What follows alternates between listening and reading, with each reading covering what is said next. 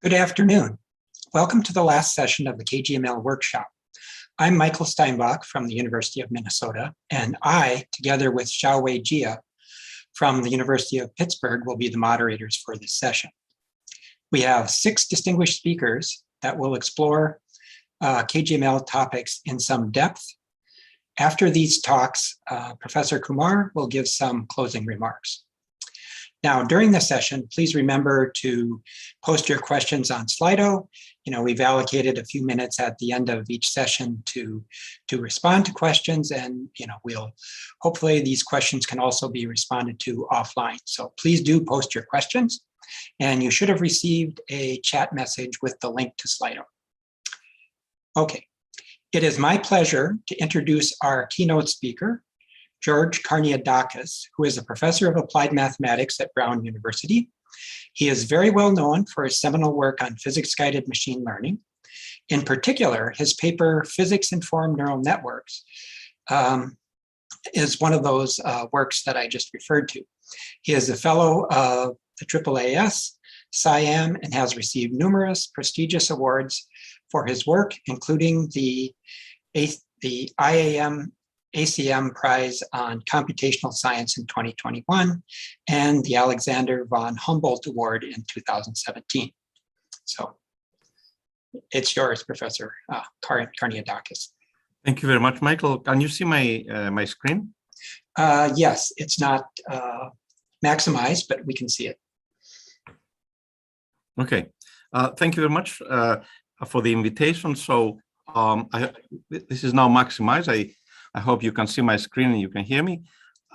So today I want to talk about, let me start by referring to those 3 ways of doing computational science and engineering, where on the left I have what we've been doing for a very long time, which is sort of more the academic side, while the case where we deal with data, in the middle one where we have some physics and then no physics at all, I will basically focus on that, and correspondingly I will talk about physics-informed neural networks.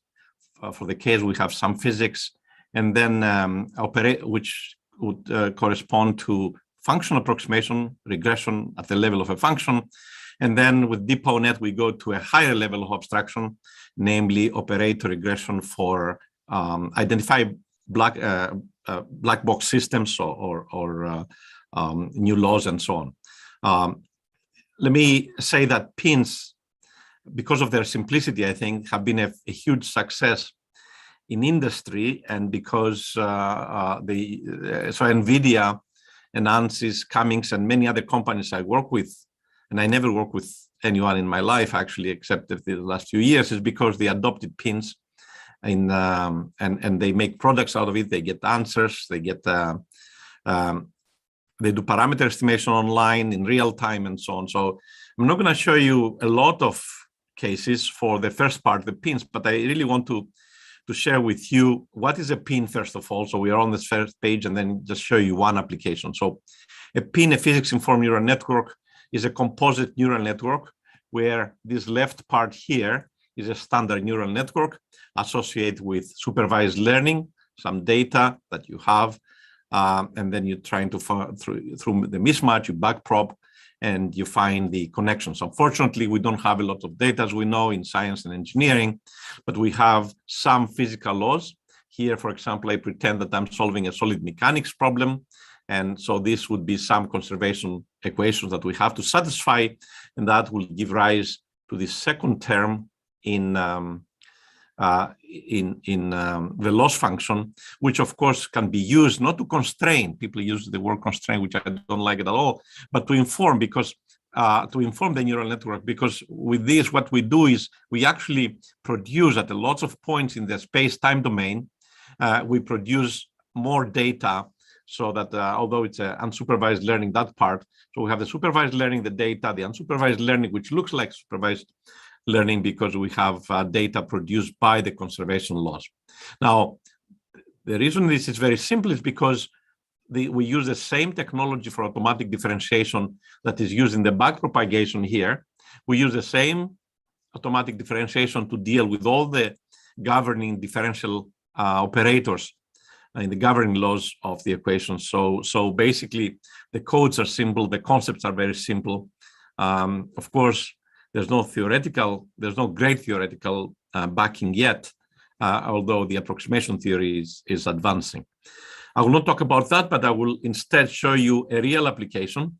And this is an application that comes from the Air Force. This is characterizing a surface crack in a gas turbine blade made of aluminum alloy.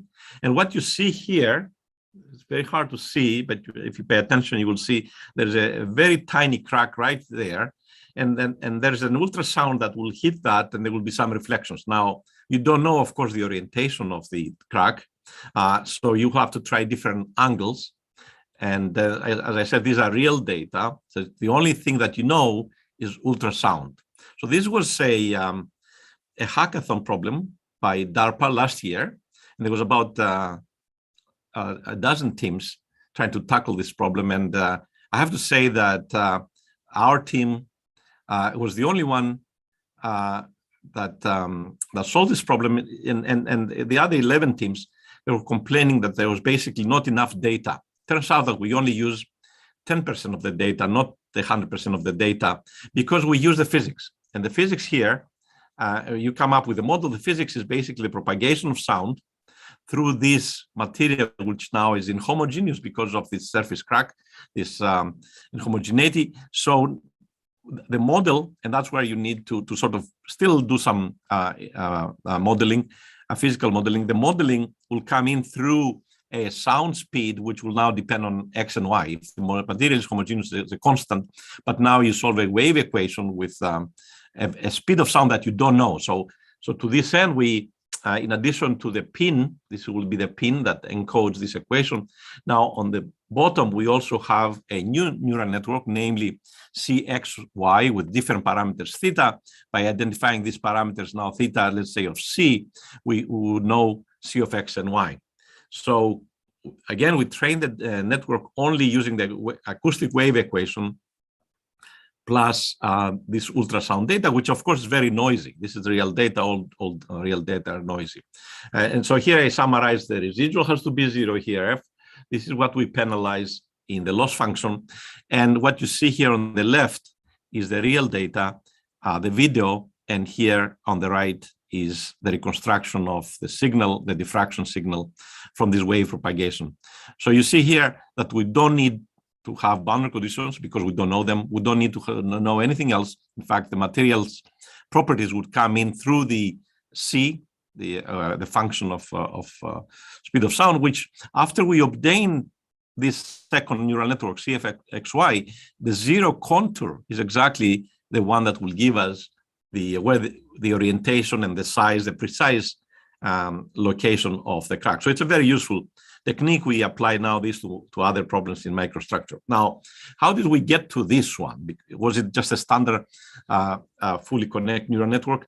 The answer is yes, with a little bit of a modification. We've been very active in developing adaptive activation functions. It turns out that you can parameterize your activation functions so that, like in this case, it's a more general framework that we have. We call the Kronecker neural network that will appear in neurocomputing. You can see here we make this. Every neuron will fire at its own rate. Let's say it will have its own activation function, and in fact, these activation functions have parameters which are trainable. One specific manifestation of this is when we superimpose, let's say on the hyperbolic tangent, we superimpose these sinusoidal fluctuations. So this function, for example, will be some sines with different frequencies. However, the frequency and the amplitude will be a trainable parameter that will be found just like we find the weights and the biases. And you visualize this through the network, you can see what the data do. The data change from one layer to the other, change this adaptive activation function. And as I said, every neuron fires at its own activation function. And that, I think, is key to some of the multiscale problems that we have to deal with in science and engineering. So I'm not going to talk a lot about other pins. We have all sorts of pins for scientific computing, all types of so the knowledge that we have in finite elements, in spectral methods, in fractional PDs, and so on, domain decomposition, in fact, which will make all these methods fast, especially for multi-physics problems, all can be very handy here, but I don't have time to talk about it. We have a Scion review paper, you can see here, which is sort of a tutorial of this library. The library is called DeepXDE. X stands for any ODE or PD, or in fact, integral, Volterra, fractional PD, and so on.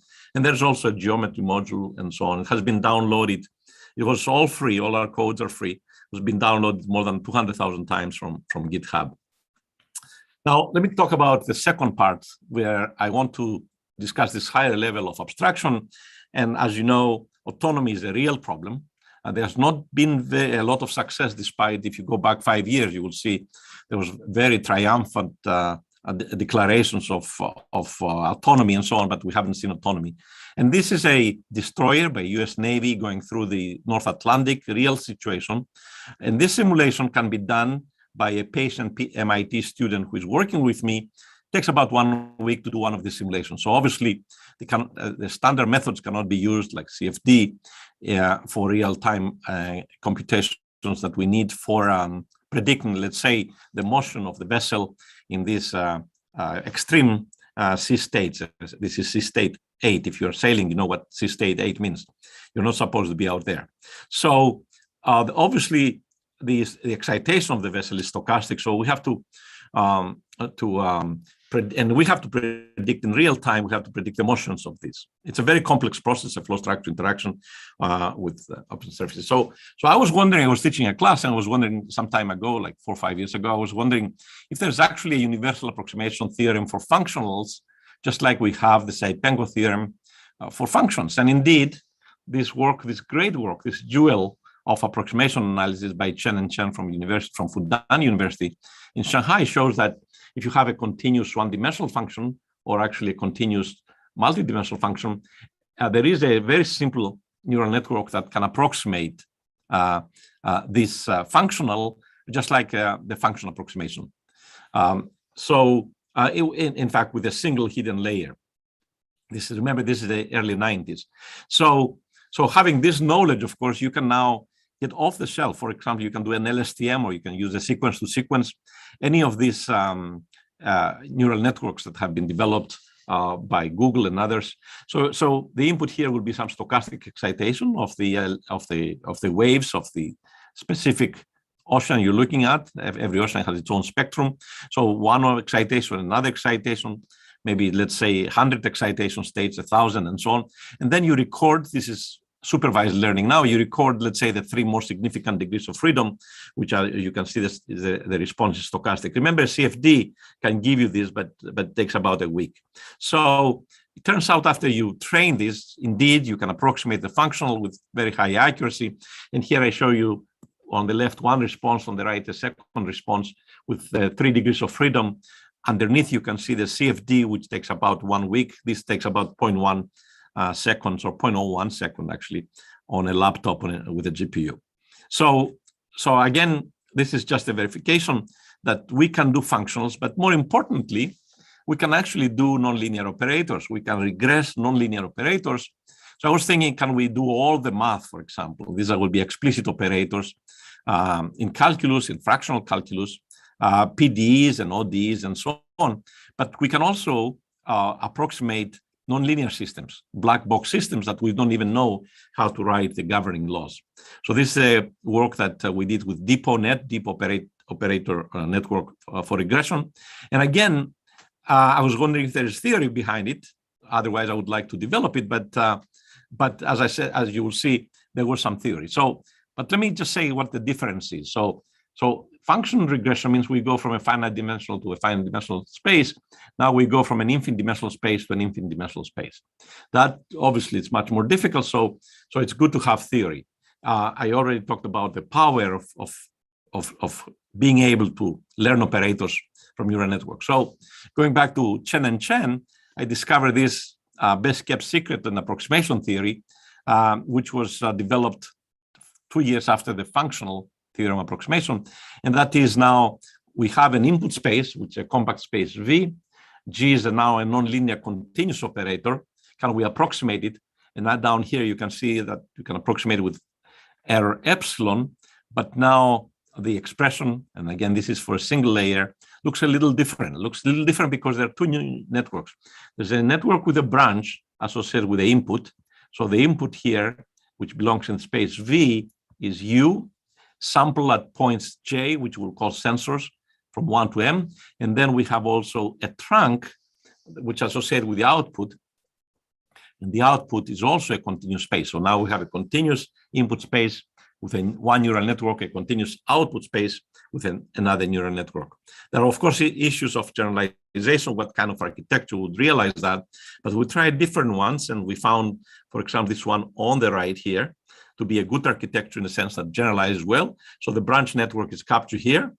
The trunk network, which is associated with a continuous output trunk here, we cross them here, and we get G of U of Y, which is the nonlinear operator that we want to approximate.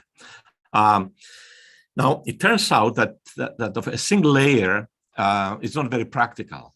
Just like for functional approximation, this works for functional approximation and also nonlinear operators. You may have the case of dimensionality at the input. However, we prove a theorem, we extended the theorem of Chen and Chen to deep neural networks. So now you can see here, now we replace the single layer with a deep neural network. And it turns out that we have the proof in this paper that if you use deep neural networks, the curse of dimensionality, you can eliminate, you can beat the curse of dimensionality. And again, that's at the input space. So that means that you don't really need to have to break the bank to train these operators. So let's recap what we have. We want a U, which is the input, to be mapped to a G of U through this operator G of U. So we'll take a bunch of functions, a bunch of excitations, if you like, loadings and so on. And then we record the output. As I have here on the panel to the right, I try to do a very good job on the input to characterize the input with lots of sensors. I can handle that. Now on the output, of course, relates to experiments, relates to very expensive ab initio, let's say, simulations. So you want to observe the output as few points as possible, and that's, as I said, will depend on how deep and expressive the neural network is. Of course, we're interested in the generalization error, given unseen data inputs, what happens to this output. The output, again, is a function or fields. So here's a very simple example of integration. So basically what we want to do is to take this quantity, the integrand, and map it to an integral. So can this neural network learn to integrate? X could be from 0 to 1, but also you can make it to go from 0 to infinity for, let's say, if you are interested in Laplace transforms. So the setup here is that we take 10,000 functions U of X, okay? And then we observe S at only one point, it turns out, one training point for the output. And this is what I was telling you before. For each function, I don't need to compute many integrals to train this. I just need one integral for each function. Of course, I need to do that 10,000 times. By doing that, you can see now the mean square error here. Both the training and the testing error are very close to each other. In fact, in this plot, it's very difficult to see MSE versus number of iterations. And here on the right, I have some comparisons with other neural networks. The one that I introduced was basically this that shows a little bit of a gap between the generalization error. So generalizes well as opposed to standard neural networks. We have tried sequence to sequence, LSTM, and other operator type neural networks that have been empirically proposed in the literature. So we proposed this in 2019. Last year, there was a really great paper by Caltech, totally different idea, but using basically Fourier transform. But MIT Technology reviewing, they couldn't hide their enthusiasm, and they declare this the best neural network, the FNO, the Fourier neural operator. So they could solve, they say, in Navier-Stokes and for any fluid, and for example, they could do turbulence. I've been working on turbulence for a long time, and I know how difficult it is. It is the open problem in classical physics still today, even after this paper. But I wanted to make a comparison between Deponet, our older neural network, with the greatest and the latest. So here's an example of a very simple problem. Let's take this as an initial condition, a waveform, a square and a parabola and advect it linearly in time. Can the neural network and the operator neural networks learn to do that? As you can see here, the standard FNO, the default parameters, has a 50% error. We endow the FNO with some memory using an RNN, and we were able to reduce the error to 10, 11%. But a Deponet, a standard Deponet, the way it is in DeepXD in the library, gives you a 0.3% error for that. That doesn't mean that FNO is not good. For example, here for an earthquake problem, the accuracy is comparable. There's lots of other cases where we get good accuracy. I just want to show that this is the beginning, in my opinion, of work this year, next year, on operator regression. Lots of people are doing it. Having good theory is really a very practical tool in this case. And I know my colleagues at Caltech are also working on theory, but their FNO is not currently backed up by theory. I just want to show you another application of the versatility of these neural networks. They can learn fractional operators. Fractional derivatives are integral. Actually, derivatives sort of disguised as integrals. So the way we train a fractional derivative, we take all sorts of different functions for which we know the answers. Okay, supervised learning. And here, down here, it shows the workflow. This will be the input to the branch. The output to the output will be, of course, the space, but also the fractional derivative. You can go from 0 to 2 as a variable, a fractional variable. It has to be 1 and 2. It could be 1.333.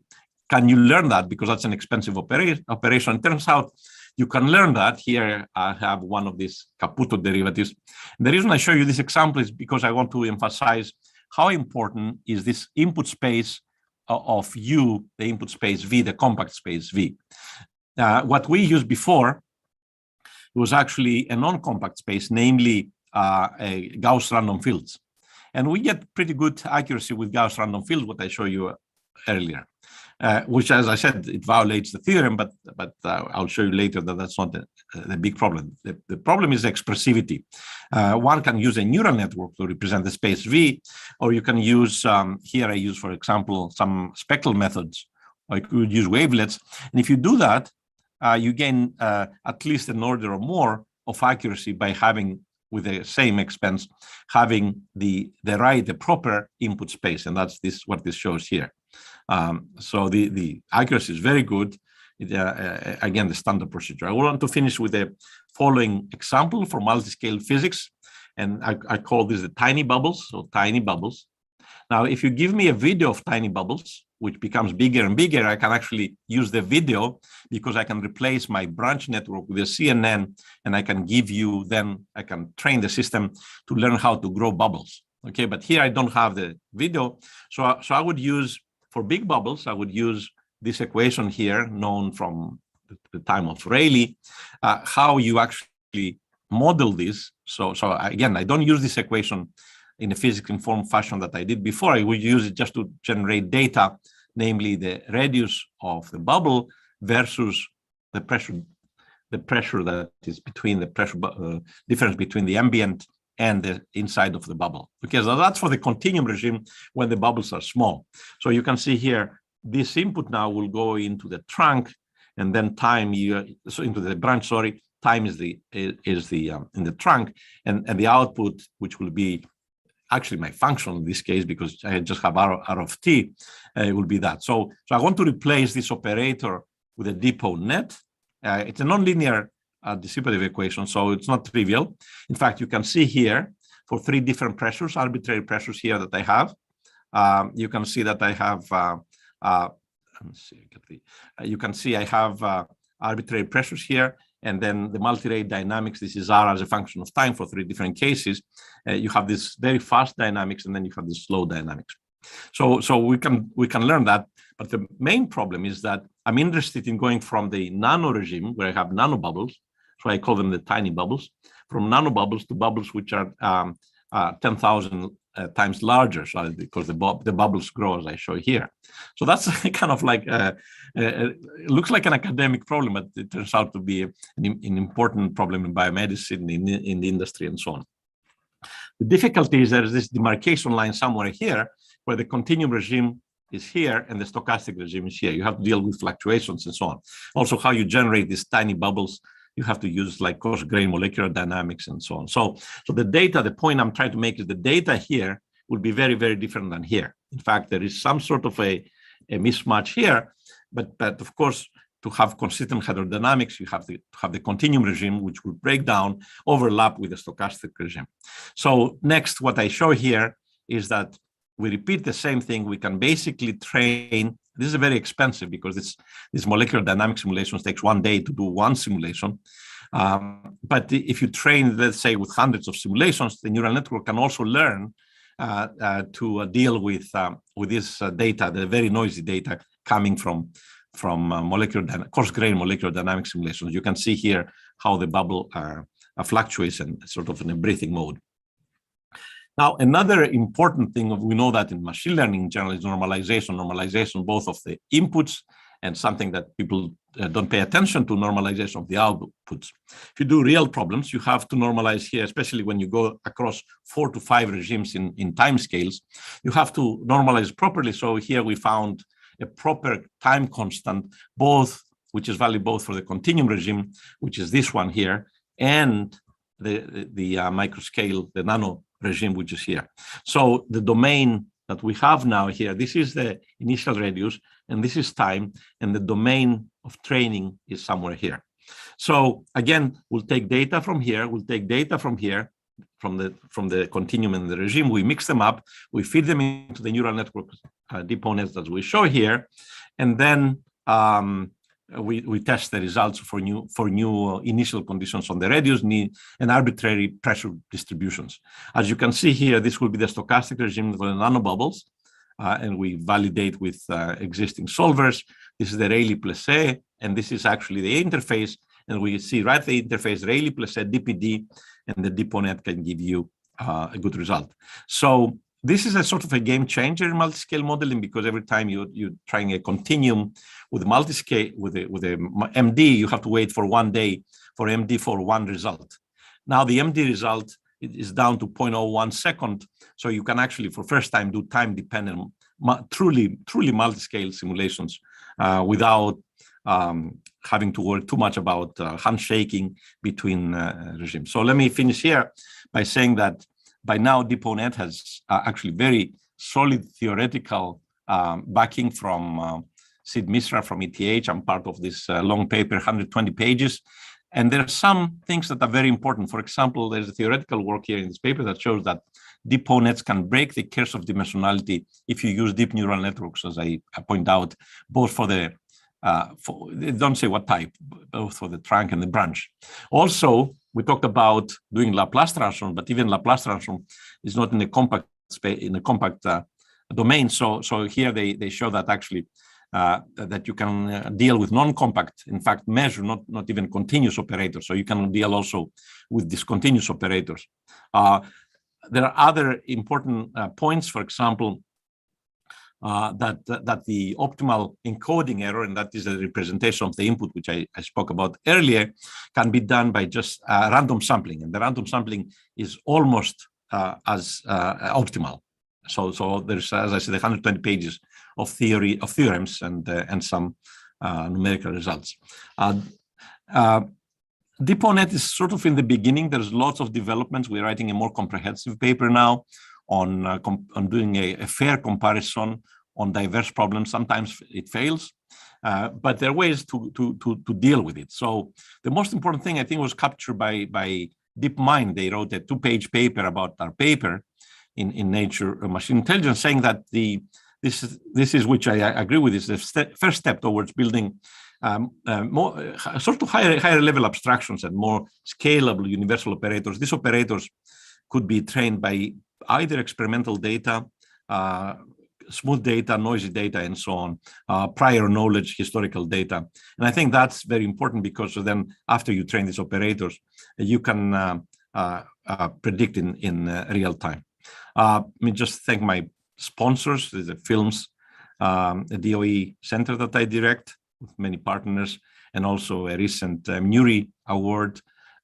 The emphasis here is not just on learning, but also meta learning, how you actually make this more robust, both at the function level, the pins, but also at the operator level. And with this, I would like to thank you for your attention. Yep. Thank you. There are a few questions, so let's get to them. Very interesting talk. Does Deponet need to be retrained if initial conditions, boundary conditions, and/or equation coefficients are changed? Right, that's a very good question. That is exactly what we try to address going from pins to Deponet. So Deponet, you train for different initial conditions, different boundary conditions. For example, the advection problem I talked about, this it's for different initial conditions. So you have a class, so the input space V now will have a set of all initial conditions that you can think of. And of course, the richer the space is, the better the generalization. And in fact, the extrapolation outside the distribution is. So we have shown that in some of our papers for realistic problems, again, like hypersonics, a project that we do for DARPA and the Department of Defense. So that's a very good point. There's also a possibility to inform, to have the physics inside the Deponet during training. And again, that's offline training. Online, you're supposed to know how to deal with all initial conditions, boundary conditions. If you forgot to train it, you have to go back and define another input space and you do it. But yes, the answer is hopefully you don't have to do that. Okay. Next question. Can you please expand on the relative advantages of Deponet over Caltech Fourier neural operator? Right. So there's many differences. I wouldn't call it necessarily advantages. I think the FNO is a very accurate in general. If you have C infinity, just like Fourier series. Fourier series are very, very accurate. You cannot beat them. But the problem, you have a hole in the domain, so you cannot deal with complex geometries. Also, another important limitation, I think, is for us, we can have arbitrary inputs, arbitrary outputs. You don't have to match the dimensionality. You don't have to match the input and the output. You can have one input and 10 outputs. In the FNO, you have to match that. So there are probably ways of doing it. In fact, we have extended ourselves, FNO, but FNO is based on a great idea. It just is limited by some of its components. So complex geometry and realistic problems. The noise, we have another case I didn't talk about here, where you increase noise in the inputs I show it in the table in the stability problem. We're doing like boundary layers and hypersonic boundary layers. If you put a little bit of a noise, 1% noise, the error in FNO is huge, actually. You cannot deal with noise. There's regularizations and so on, but you know, the idea is to sort of have something that's more robust than this. But in terms of accuracy for a simple problem, I think the two are equivalent. Okay. Another question, are there opportunities for assimilating real-time data in PIN and related frameworks similar to data assimilation and weather modeling? Yes, very good question. It depends how you use pins, but I think the data assimilation, this is a couple of papers we published with the title Deep M&M. M stands for multiphysics and multiscale. Was basically based on Deponet, which are pre-trained. Then when you have a few data points in hypersonics, they say you only have 3 velocities and two temperatures. Okay, great. So you assimilate this data in real time. Actually, we show that you have a supervised learning, a big loop, and then inside there you have blocks of Deponets, which are pre-trained. So then you just have new situation. The guy said, okay, now I have the Russians are chasing me. I have to go Mach number 13. How do I do that? Well, you have to have at least 5 measurements to assimilate. So you have to assimilate not in real time, in hypersonic real time. and yes, it can be done. Again, it depends on the generalization of your Deponet, and the more you train offline, the better generalizes outside the distribution. So then you need less data to assimilate. But it is being presented as a data assimilation in real time, actually. A pin would do it, but it will be slow. Okay. A couple more basic questions. How to represent the function in a data format to be the input of the network? Not exactly know, but basically you can do an array. You just have it as an array, for example, at the sensors, or you can represent it through the coefficients, let's say the wavelet coefficients, or you can represent it. The input could actually be itself a neural network. So the space V could be a neural network. So then you can have it for different functions or a class of that, like that. It is still an open field. It's I think that's where the because as I said, the generalization relies a lot on that, as I indicated in one case. But I think some smart representations would be necessary for further advances, especially with high dimensionality, because yes, we break the case of dimensionality, but how in practice you still need a lot of data. Okay, thank you again. We better move on to our next speaker.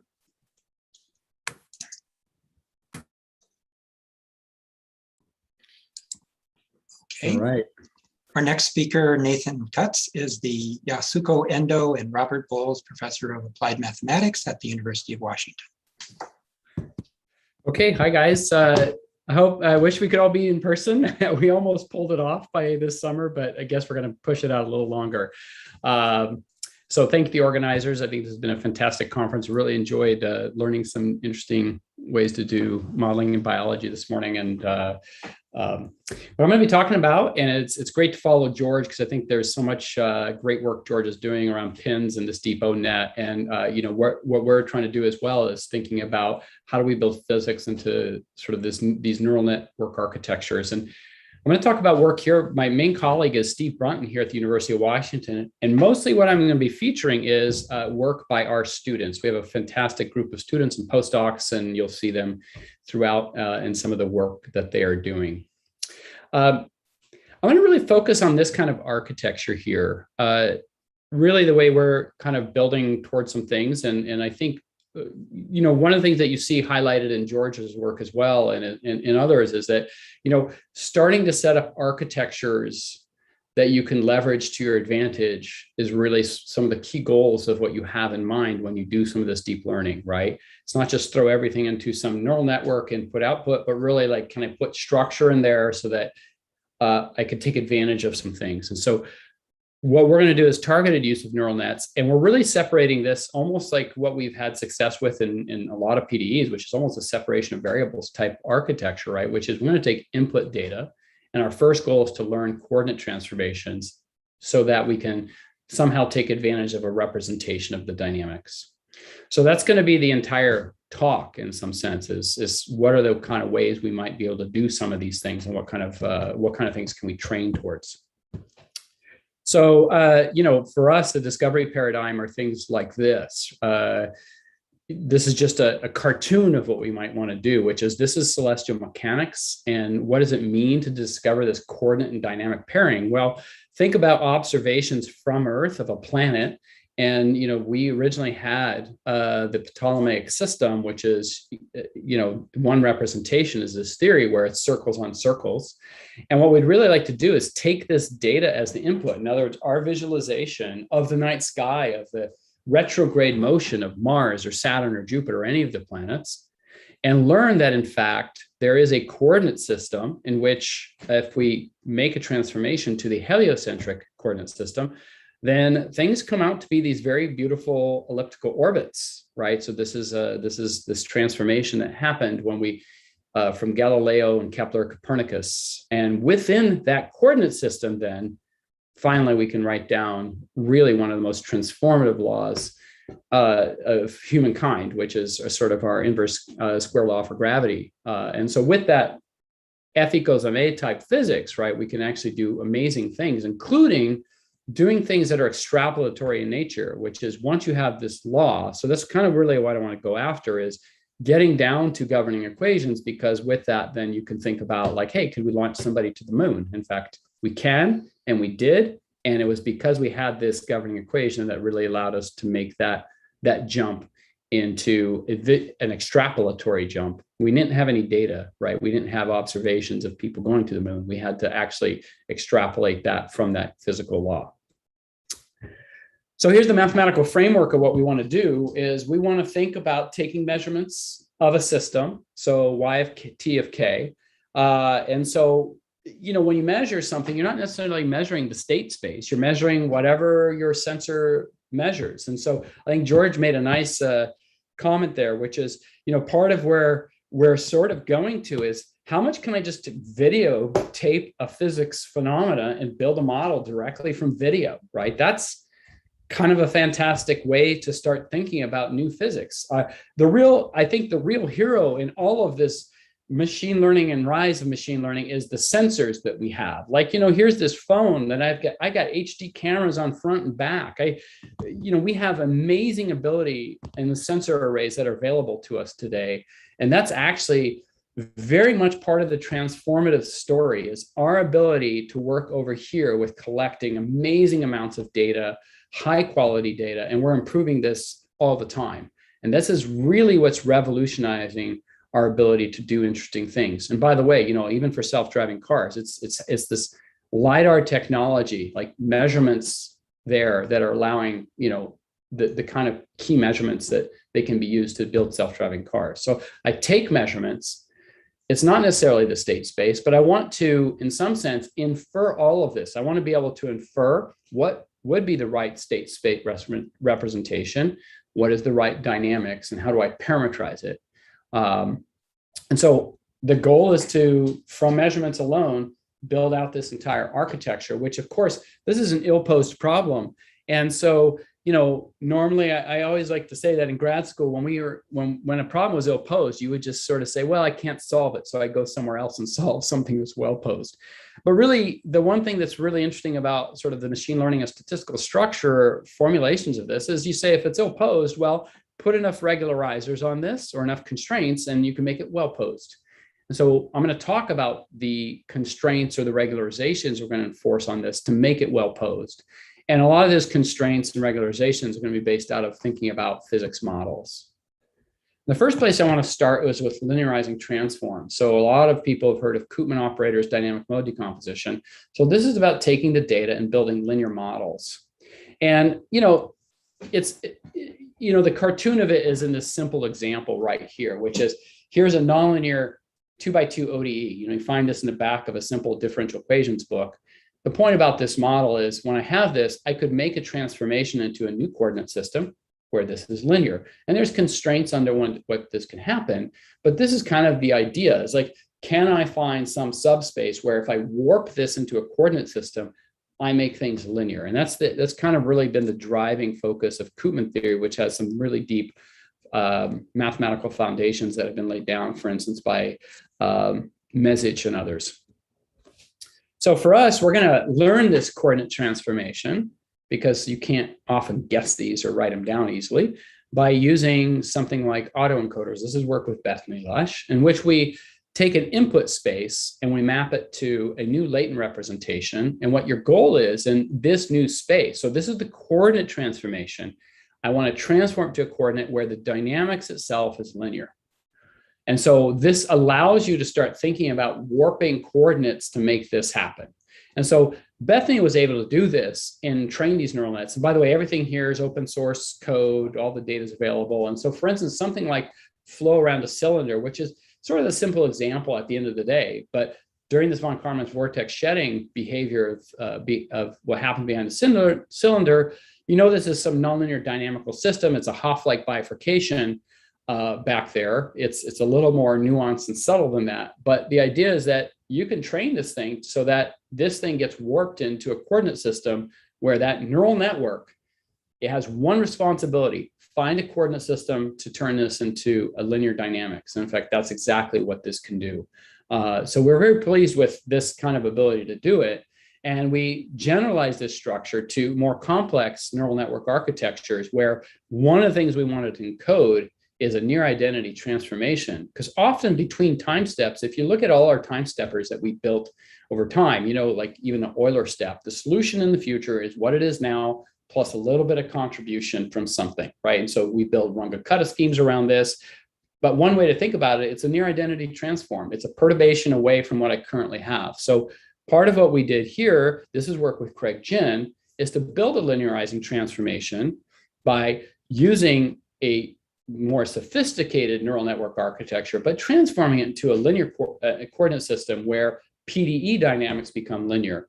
And amazingly, what Craig was able to do is even linearize something as complicated as the Kuramoto-Shibashinsky model, which exhibits a lot of spatial temporal complexity and chaos. And even this model with its behavior, we knew we could like linearize something like the Burger's equation because we knew that, we can do that through the Kohl-Hopf, and we can do that here. But even something like Kuramoto-Shibashinsky can do this. And in fact, here's the exact solutions for full PD simulations. Here's what this trained neural network, which provides you a linear operator. So going back to the language George talked about, right? So Deponet is a much more general framework really for learning operators. And this is a very specific, like, let's constrain it to a linear operator. And this, in fact, I put all the pressure on the neural network to learn that coordinate mapping. And so it can do that very nicely here and produce some nice results. So, and this is all now linear dynamics in this new coordinate system.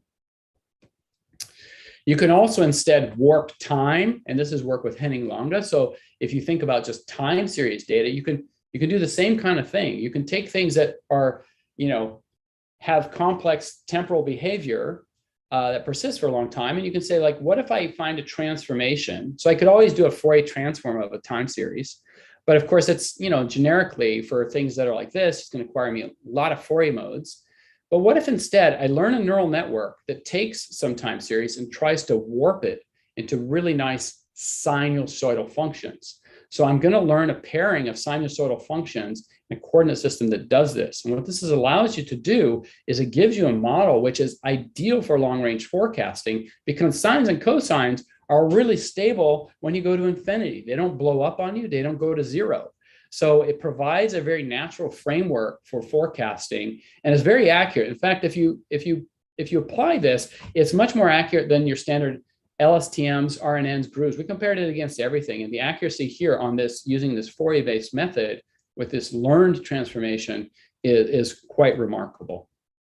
So not, deep neural nets don't beat everything. If you use some information in it, it actually really helps the performance. And here the information we're using is that we can find a basis that works really well, but we find that basis through a neural network transformation. It's ideal for doing things like reduced order models, right? So here's a PDE simulation. What we do with this is we can take this simulation, we can look at some low rank embedding subspace, which is done by SVD. So these POD modes, now we can look at the time series of what those modes do and warp them into sinusoidal functions. And so now what we have is a model that allows us to do these forecasts and predictions. In fact, this here is a prediction of the future state. You get a stable model, and you can run this thing way out into the future. It's actually, the training cost is very low, and it gives you a very nice way to think about reduced order modeling when you use this forecasting trick on your time component in this subspace.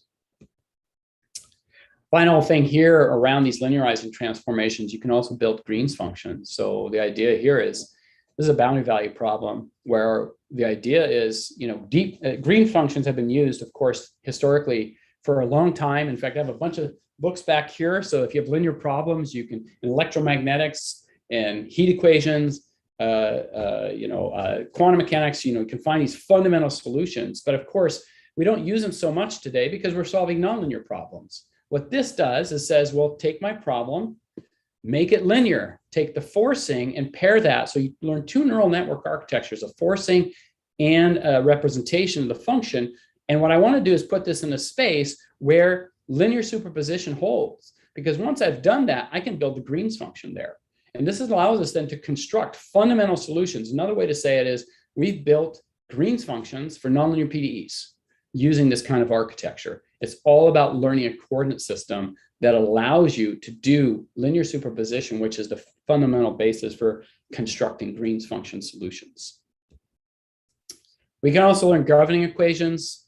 So again, how do I pair a coordinate system with governing equations? I'm going to relax the restriction of there being a linear operator there and just say, find me some parsimonious governing equations. This is this idea of SINDY, which is the sparse identification of nonlinear dynamics.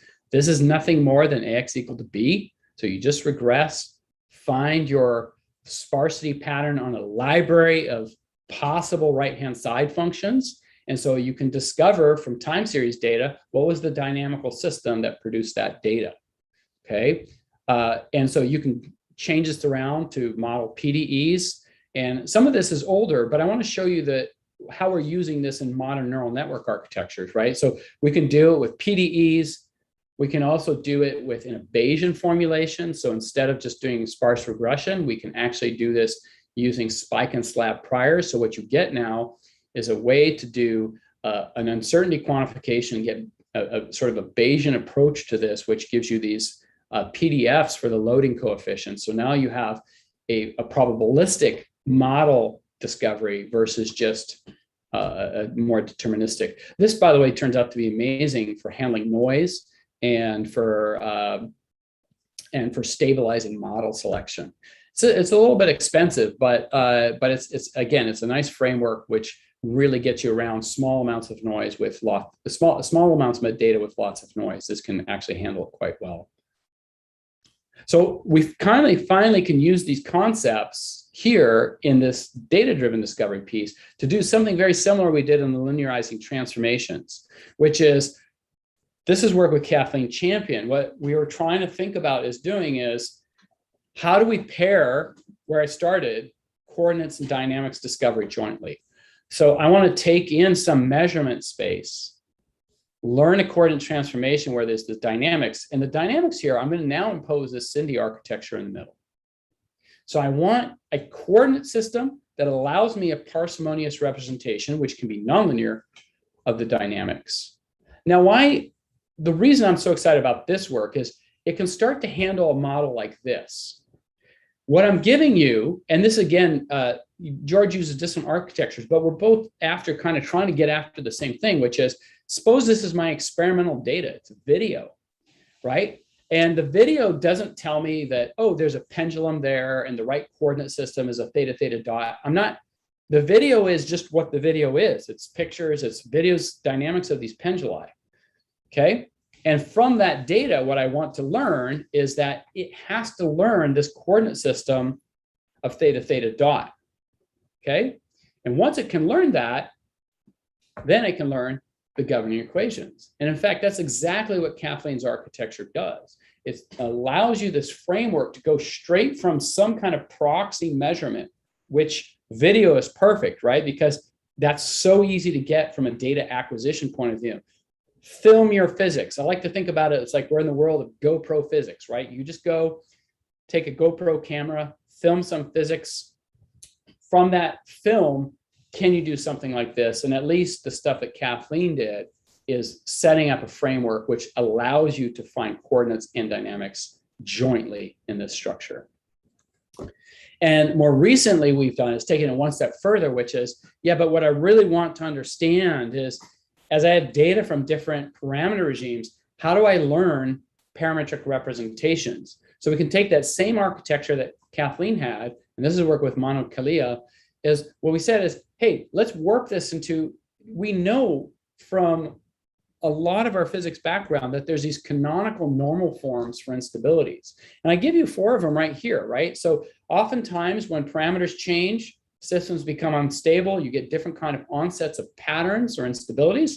And so if you go back to work of Cross and Holberg in the mid-90s, they really laid this all out in terms of pattern formation and pattern theory. And there's very specific type of instabilities that occur generically across almost every discipline.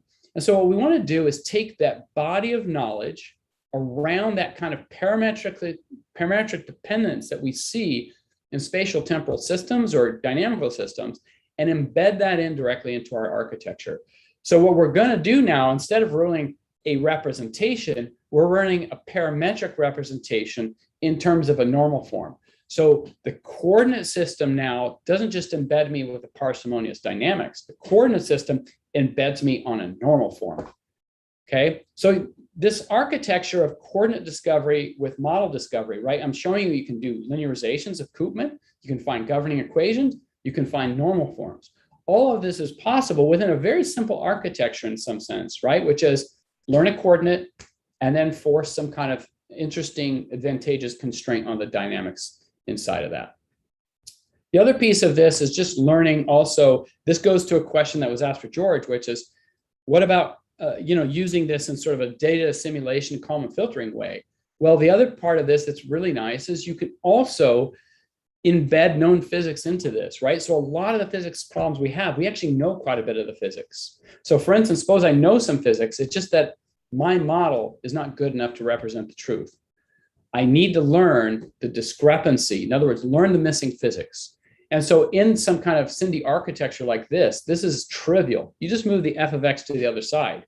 It's now part of the known dynamics. So I compute the derivatives minus f of x, and then I regress to a library which could potentially describe that missing physics. And so it's a very easy architecture to build in. And where I think this really can play a role is in things like robot, this is like a CAD simulations of digital twins, right? So the idea is to take this CAD sim as a proxy for the real robot. But for high precision manufacturing, this model, which was based upon perfect physics, is not good enough. So what we need to do is learn the difference between these. And this is what this discrepancy modeling allows you to do, is adaptively learn what is the physics I'm missing for the real robot so I could use it in real applications. So that's it. And so there's this neural network. Learn coordinates and then do interesting things in that coordinates and put all the pressure on that neural network to find you a good coordinate system. Thanks so much. Thank you. We have a question. Can you please comment on the impact of noise and systematic distortion in the data? Yeah, so noise is, we've been working very hard with the noise problem. When we first started, noise was a big issue. We can only handle a very little bit amount of noise. Before that regression, the SIMD regression, or even the linear models were very susceptible to noise. But one of the things that we've been starting to do recently is doing an ensemble version of SIMD and an ensemble version of the Koopman operator. And this works like magic. You just use bagging tricks out of statistics, right? I mean, this is old as the hills. It goes back to Bryman, right? Just if you're having trouble, bag it. It robustifies things, and it's amazing how well it works in these contexts. And this is, by the way, very recent. I'm almost embarrassed to say why didn't we do that like when we first started this? But like, okay, we're a little slow. We got onto it finally. But bagging is just an amazing, amazing trick with taking data and being able to robustify whether it's outliers or noise. Okay, thank you. Next question. Are there functions that cannot be discovered in this learning framework? Yeah, that's a great question. Let me make one philosophical comment on this. Clearly, there are functional forms in that F, like discovering the dynamics, that would be very difficult to discover. Like, how would you know how to build this library term unless you already knew the answer, right? That's fair. But I think the way we think about this is what we're really discovering is dominant balance physics. So really, this is our belief in the system, is that F, even has some super complicated form, when you observe it in practice, you're seeing in some sense a Taylor expansion of that F to the dominant terms. And that seems to be how we actually have done physics. For instance, when you throw a ball in the air, we model it with F equals ma. We neglect quantum mechanics. We neglect statistical mechanics. We typically neglect any kind of turbulent flows generated around the ball. But my F equals ma model is pretty dang good, right? I just look at one dominant balance term, which is gravity. And so we're kind of relying on that a lot here, which is the physics is clearly more complicated than we're getting. But the hope is in more regimes where there's some dominant balance physics. Where it becomes very difficult is things like turbulence, where you get this slow cascade of scales and everything's mixed together. And that's just a hard problem, as I think everybody knows, right? Turbulence is going to be around still another 100 years, maybe. I don't know. Okay. Can this framework handle discontinuous changes, or is it? Yeah, there's a hybrid formulation of this that allows you to build models in pieces. So what we did is like a good example is a pogo stick. There's two dynamic states. There's when it's compacting on the ground and when it's airborne. And so you can actually set this up to automatically identify these regimes, build models in each one separately. Oh, okay. Well, thank you. We should move on to our next speaker. Thank you all very much. Let me stop share here. I got to stop share. How do I stop? Maybe someone can. Oh, sorry about that. Let me. go back to full screen and stop share. I want to stop share here, right? Oh, shoot. The drop down is not coming. Sorry. You're good, Nathan. Oh, am I good? Okay. You're going to kill me. Okay, good. All right. Thanks. Our next speaker is Arup Ganguly, who is a professor of civil and environmental engineering from Northeastern University. He's also a joint chief scientist at Pacific Northwest National Laboratory. Thank you so much, Michael. Can you see my screen? Not yet. Oh, here we are. Yep. All right. So, so I'm going to take a very different track here relative to the other talks. But I'm going to take off a little bit right from where I think Nathan talked about turbulence is going to be with us for the next 100 years. And both George and Nathan talked about videotaping physics. So I'm going to talk about a problem. I'm going to talk about floods in the context of climate change and urbanization, building resilience to floods. Where are we in terms of some of these critical challenges that face society? What are the opportunities for KGML, broadly that umbrella? And maybe also, why is it that despite all the exuberance, and I'm not saying it's irrational, but all the exuberance around machine learning as applied to this specific domain, why aren't we seeing yet this area dominating, for example, the latest IPCC reports? What is still not happening? Hopefully, I'll not talk explicitly about that, but hopefully that'll come across. So the idea here is to talk about an end-to-end application in the context of flood risk management, given we are talking about climate change, given we are talking about urbanization. This framework, by the way, comes from the IPCC, and this talks about all the way from climate, natural variability in climate to anthropogenic climate change, which talks about then weather and climate events, including weather climate extremes, and then vulnerability, for example, infrastructures vulnerability and exposure, such as societal exposure.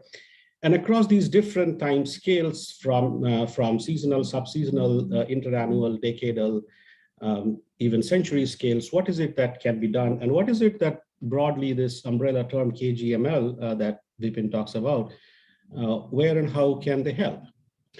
So I'll try and illustrate that, this end-to-end story. This will be a bit of a whirlwind tour, if you will, rather than going into specifics, but I do have some citations scattered here and I'll be happy to discuss.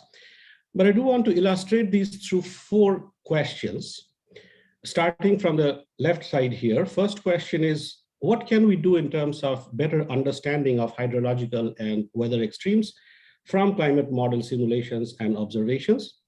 What can we, the second question is, given the understanding that we have and whatever we can do to improve, what can we do in terms of better translation to infrastructural or planning, design curves, operation curves, so information that relates to design of infrastructures and planning and operations as well. So then, so this sort of on the left side, these 2 questions relate to timescales, potentially interannual, but really mainly decadal to century scales. And then if we are thinking that, well, we are going to live under a situation of more intense, more drastic, at least in terms of impacts, more, exacerbating extremes, then we have to deal with risk management and adaptation. And there we are going to, I'm going to talk here about one aspect of risk management, which is sort of anticipatory or predictive analysis. So think of the first side of the curve if you're thinking hurricanes, and this here I'm talking more about urban and watershed flooding. But if you were to think about hurricanes, the first part would be, okay, under climate change, what would happen to the intensity of the most intense hurricanes versus, well, if we are going to live in a situation where we will have more destructive hurricanes, let's say, then we need to improve our predictive skills, hurricane tracking systems, etc. So that's the context of the third question here, which then talks about short-term prediction of precipitation and hydrology. And then part 4 talks about, okay, what does this all mean in terms of climate adaptation? So we are going to look at one sector. We're going to look at transportation sector at regional and urban scales and try to see what all this means for resilience of this sector. And given this workshop is KGML, and particularly this session is machine learning, so hopefully this fits in. Where can some of these approaches, or what kind of approaches are being used right now, which could broadly fall under this umbrella of knowledge-guided machine learning, which is the theme of this workshop. And we need to understand that first, and then hopefully try to come up with better approaches to be able to solve these. Some of these solutions are needed now. And again, to go back to some of the previous speakers, yes, turbulence to solve turbulence, maybe it'll take 100 years or more, like one of the speakers was saying. But for some of these problems, we cannot wait that long. What is it that we can do in the interim? So if we think about floods, these are just some media articles, recent media articles, some just last month, a few days ago, some a bit older. And there's one article in Science. This is a news article, so I'm sort of lumping all of that. These are developed nations. This is Western Europe, this is US, this is Singapore, this is Japan. And even there, people are using this, people are using this term stunned. Apparently, scientists are stunned that we are having these kind of flooding. And this word comes from a Science report, news article. European deadly floods leave scientists stunned. So what is going on here? What can we do? Should we be in this state? And we are here, I'm more talking about, as I was saying, watershed and urban scale flooding. By the way, there was this Nature paper, which was published just a few days back. And what they talk about is floods are not only getting worse, but from satellite mapping, they have found that 10 times more people might be exposed to floods compared to what we thought previously. The change drivers being urbanization, mitigation infrastructure, flood mitigation infrastructure, levees, dams, etc., and human settlement in floodplains. The uncertainties continue to be things like population and climate, but also even records of floods and our ability to infer urban floods from remote sensing data. Now, when we talk about infrastructural lifelines in the context of floods, and when we talk about these floods in general, we talk about the climate context, we talk about understanding these extremes, we talk about the water system, for example, in watersheds in specific urban areas. We talk about infrastructures that are protective, such as storm drainage systems, levees, dams, nature-inspired systems. And then inferring some of these from remotely sensed data from models, and then going into infrastructure resilience, for example, in the realm of lifeline systems such as water distribution systems, communication systems, power grid, wastewater systems, and transportation systems. So there are these infrastructures which are sort of protective, and there are these infrastructure lifelines which are essential for human lives and sustainability. Now, in the context of floods, this was, by the way, a 2014 article that we wrote collectively with Vipin and his group and many others, such as Don Webels, etc. In the realm of, this is just a motivational article as to why physics-guided data mining is needed. And remember, this was 2014. But one thing there is that when you talk about floods and heavy rain, they have significant uncertainty. They occur more often than many of the other extremes. And they are among the ones that cause significant damage, including death. So it's important. On the other hand, models have limitations and various kinds of limitations currently in the physics and in terms of predictability.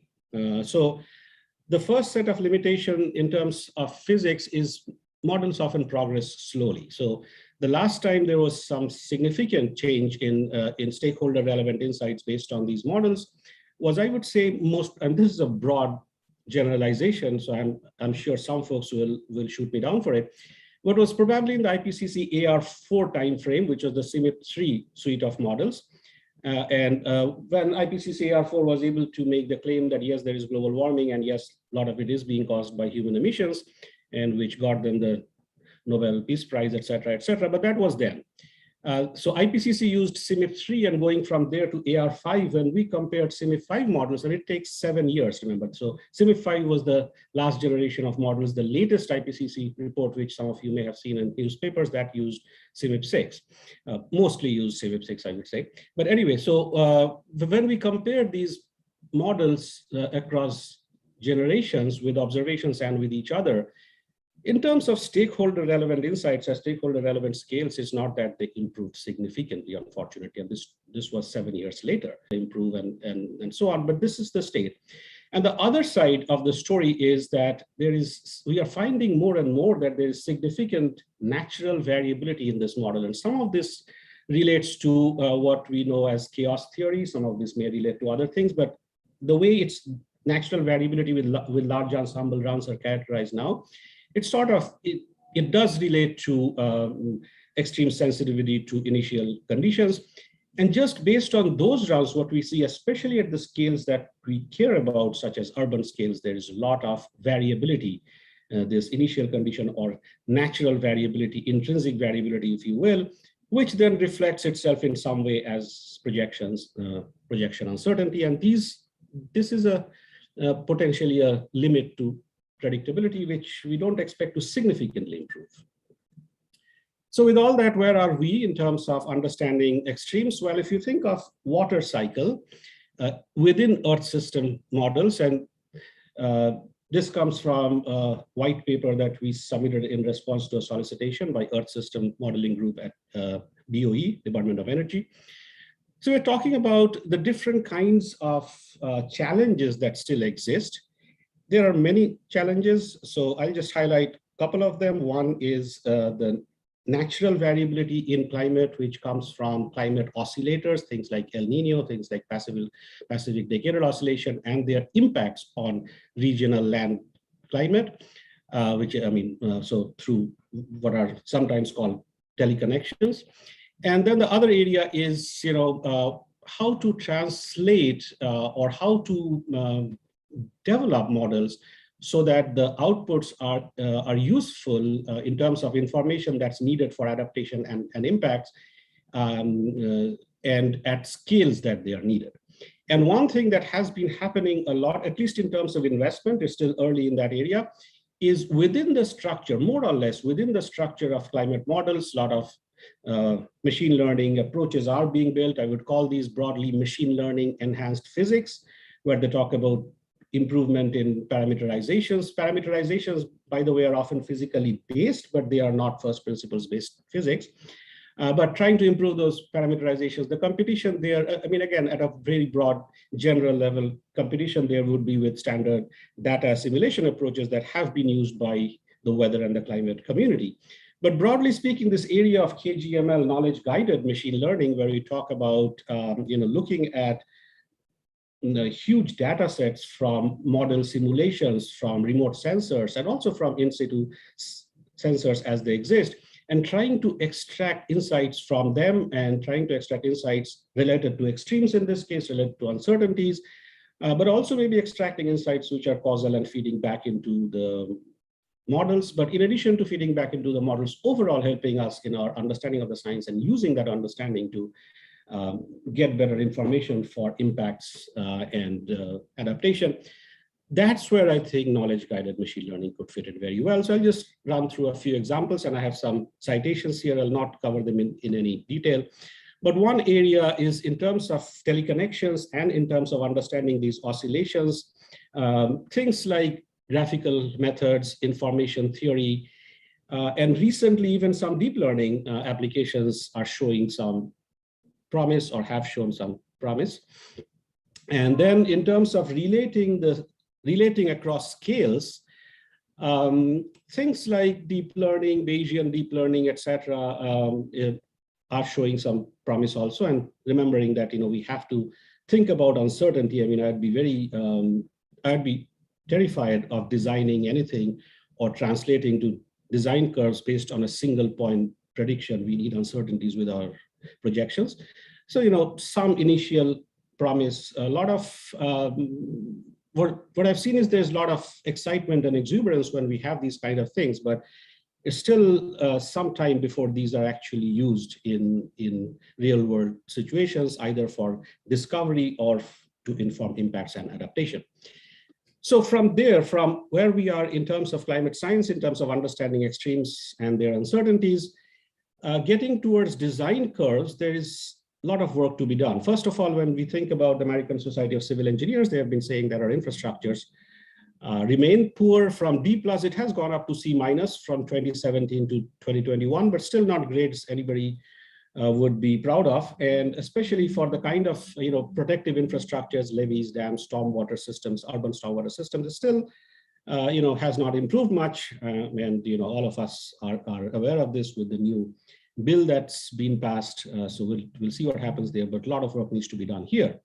In terms of translating, going from climate understanding to translating to design curves, it's almost tantalizing in that both over time, I mean, in terms of temporal and geographically, we do see that trend. We do see some trends. Some of these are significant when we talk about, climate trends impacting design curves, but the uncertainties are large. And as I was saying earlier, we cannot ignore uncertainties in design and operations, because then anytime, I mean, if we design with 1 point prediction with mean, then anytime that mean is exceeded, our designed bridges, dams, lifeline systems will fail. So, I mean, uncertainties are huge though in these cases. So again, this is some of our own work where you're also showing that, yes, that signal is clear at global scale and at, let's say, continental scale, but by the time we get to things like, I mean, regional scales, urban scales, those signals and those design curves, IDF, intensity, duration, frequency, or depth, duration, frequency curves, there's a lot of uncertainty. One thing that we did see, though, is that there could be creative ways to try and address those. So the same large ensemble runs run by scientists such as Clara Desser at NCAR, which are run for us to be able to understand the range of natural variability and hence plausible future scenarios. Those same runs may potentially be used as sources of data to estimate extreme values and for rare event analysis. I'll not go too much into that. But in terms, I mean here, but I have the citations there. In terms of uncertainty quantification, in addition to the typical ways in which we look at uncertainty from these models, which is looking at uncertainty based on comparing models with each other, and this can be in the past and in the future, and in the past comparing models with observations. One other thing that we could do, and it's not something that's fundamentally new, of course, people have been doing this, but one thing we could do is we could use dependent structures that we extract from data, both from model simulated data as well as from observed data. And we can use physical consistency, especially some of the physics knowledge, if you will, that's not already embedded within models, and try to see if we can help, we can use those to constrain the uncertainty, not minimize, but constrain and understand and characterize the uncertainty. So here is one work that, that we did in that area based on Bayesian methods. By the way, if you happen to read this, please read the online supplementary information. That's where all the real stuff is. All right, so now we talked about understanding extremes in a climate context. I talked about translating to design curves, now getting to the other scale. If we are going to live in a world where these kind of things are going to happen more and more, then we need to have better disaster risk management and adaptation. And one part of disaster risk management is being able to do short-term prediction well. And in the case of urban floods and watershed floods, it predicts its quantitative precipitation forecasting at short-term and high resolutions. And again, as you can see from these media reports, the situation there needs to improve. And this is one area, by the way, I think Nathan and George are talking about, can we get videos of the physics? Here we can get videos of the physics. But again, here it does. There are intersections, of course, with things like turbulence and such, but we need practical solutions here. The operational model is HRRR. It comes from NOAA. And in that operational model, they do use model forecast. I mean, I would say in that operational approach, they do use different model forecasts. They use forecaster skills, and there's a lot of manual adjustment involved, which of course are often not scalable, may suffer from certain biases, but that's what we have right now. And theoretically, there has been some work in these areas. Theoretically, if you look at the top right, there is a theoretical bound which comes from chaos theory.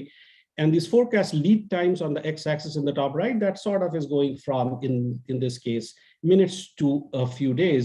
So if you look at theoretical bound, that comes from chaos theory, as I was saying, but then radar extrapolation or observation-based extrapolation have a lot of initial skill, which quickly decays for, within a few hours, but then these model skills pick up. There's some sort of complementarity. That's what people have suggested. Google AI recently came up with what they called a data-driven physics-free approach. You know, whenever I hear physics-free, especially from Google, it makes me think of Google flu. But it is it is true that within the context of, let's say, the first few hours, which is again also very important in terms of QPF, the physics that we know is not that much. So maybe these kind of things will improve. And we have done some work with hybrid physics and these kind of approaches, and looking at both physics from weather prediction models, observation-based extrapolation, mass balance, statistical methods, and even what would now be called shallow neural networks, together with what David McKay at some point used for what he called Bayesian methods. And recently we have tried some of these convolutional LSTMs also in this context. I have been trying to understand this whole Bayesian deep learning, just exploring and trying to understand where and how they work, given sometimes people seem to even be able to predict random walk. So just trying to see how well they work and where they work in terms of these Bayesian deep learning, just polynomials with noise, but that's another story.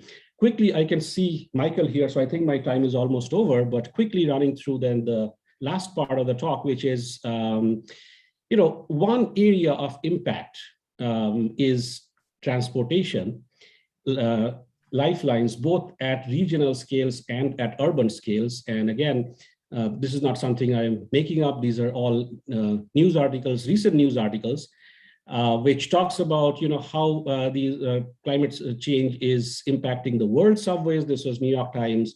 Boston's subway, this was Boston Globe. London Metro, this was BBC, and New York Metro, this was NPR. So all over the place, there are various network science and optimization methods that are being used to understand how cascading failures occur, understand robustness, and understand restoration strategies. We have been doing some of that both for regional lifelines, such as the US Airport National Airspace System, as well as Indian Railways, trying to use network science and optimization method, both to understand cascading impacts and robustness, as well to understand recovery and restoration. We have looked at London, so we have looked at urban metros in the same way, and tried to compare our understanding with both network, so sort of what could be called complex network science kind of approaches, but also network optimization methods. So overall, I tried to do a sort of whirlwind tour in terms of risk assessment. We really need to get this going now in terms of comprehensive risk assessment end to end in one context maybe. So here I was highlighting that in the context of floods and saying that we can ask questions across this realm of this IPCC formulated risk assessment framework, ask questions across these, and there are these different approaches from graphical methods for teleconnections to physics-guided deep learning, for scale to extreme value analysis, and Bayesian, physics-informed Bayesian methods for uncertainty in one scale, and then going to hybrid physics and deep learning, and process-guided network science and optimization, all of which potentially could fall within this knowledge-guided machine learning umbrella. With that, thank you very much. Sorry, Michael, if I took a little bit over. Okay, thank you. Let's ask this question. What is the impact of limited high-quality observations, only around 50 to 100 years, on our ability to predict extremes and potential role of KGML? Yeah, so that's a great question. Significant impacts, of course. I mean, observations and model simulations dictate what we find. Models themselves are in various ways informed by observations. one thing that is happening, and this is a great question, over the last 50 years or so, we are getting a lot better with observations, a lot of remote sensing data and things like that. For example, the moment we start going back, we have to be creative about what kind of data sets exist. And especially when we go significantly back, of course, then we're only left with paleoclimate data and so on. But given the low frequency signals that often characterize natural variability of the Earth systems, observations, observed quality are incredibly important. And the idea is to be, well, we have to be as creative as possible. I mean, we might get more observations now. We might be able to, in some cases, substitute space for time. And there are some interesting work in those areas. We have to be creative. We can get paleo data, but we are just not going to get observations in the past. So we have what we have. What is the best we can do? Right, great. I have a question. To what extent does the time frame affect the uncertainty? I mean, it's, if you're predicting something a day out or 2 days out versus you're trying to predict whether there will be a dry year or a wet year. It seems like there's quite a difference there. Of course. The uncertainty is a function of the time horizon of prediction or projection, but also remember, we are not usually trying to predict or project the same thing. So when we are talking about understanding the statistics of extremes from climate or Earth system models and translating these to design curves, the first two part of the questions, or the first two questions are showing, we are talking about maybe interannual, but mostly decadal to century scale time frame, and we are talking about understanding statistics of the change, versus when you're talking about disaster risk management, quantitative precipitation forecast, and even to some extent what this means for the world's subway systems, we are talking about weather prediction scale. So what we are forecasting in the weather context or projecting in the climate context are not exactly the same. Okay, thank you. We should go to our break now. We'll return at 3:10 Central Time. Thank you. Thank you so much.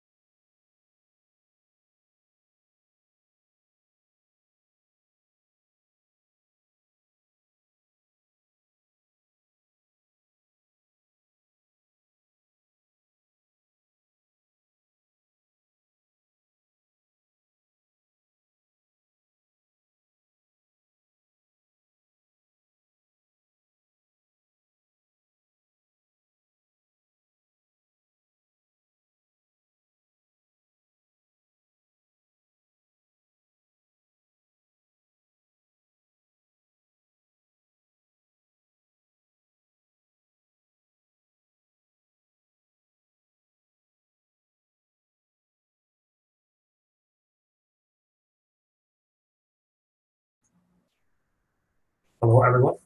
So let's continue our second half of this session. So I'm Xiaowei Jia from the University of Pittsburgh. And so our first speaker for the second half is Dr. Yan Liu from the Computer Science Department at the University of Southern California. So let's welcome Dr. Yan Liu. Yeah, thank you very much. I'll just start sharing the screen.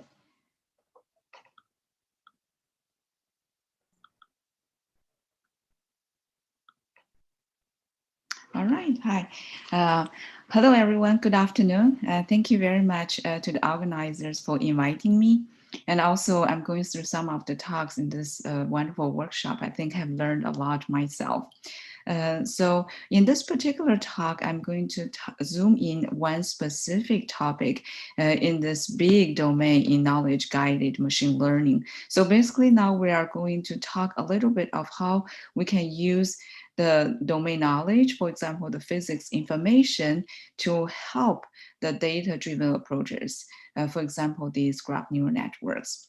And specifically, I'm going to talk one special type of neural network, that is the differential graph neural network, and to show how we will be able to incorporate domain knowledge naturally and effectively. So in this particular workshop, I've seen a lot of really exciting applications. For example, there has been lots of talk around climate and weather, and there also has been some discussions about potentially other physical world applications such as transportation, power system, and etc. All these applications involving physical world were basically confronted with the spatial temporal data.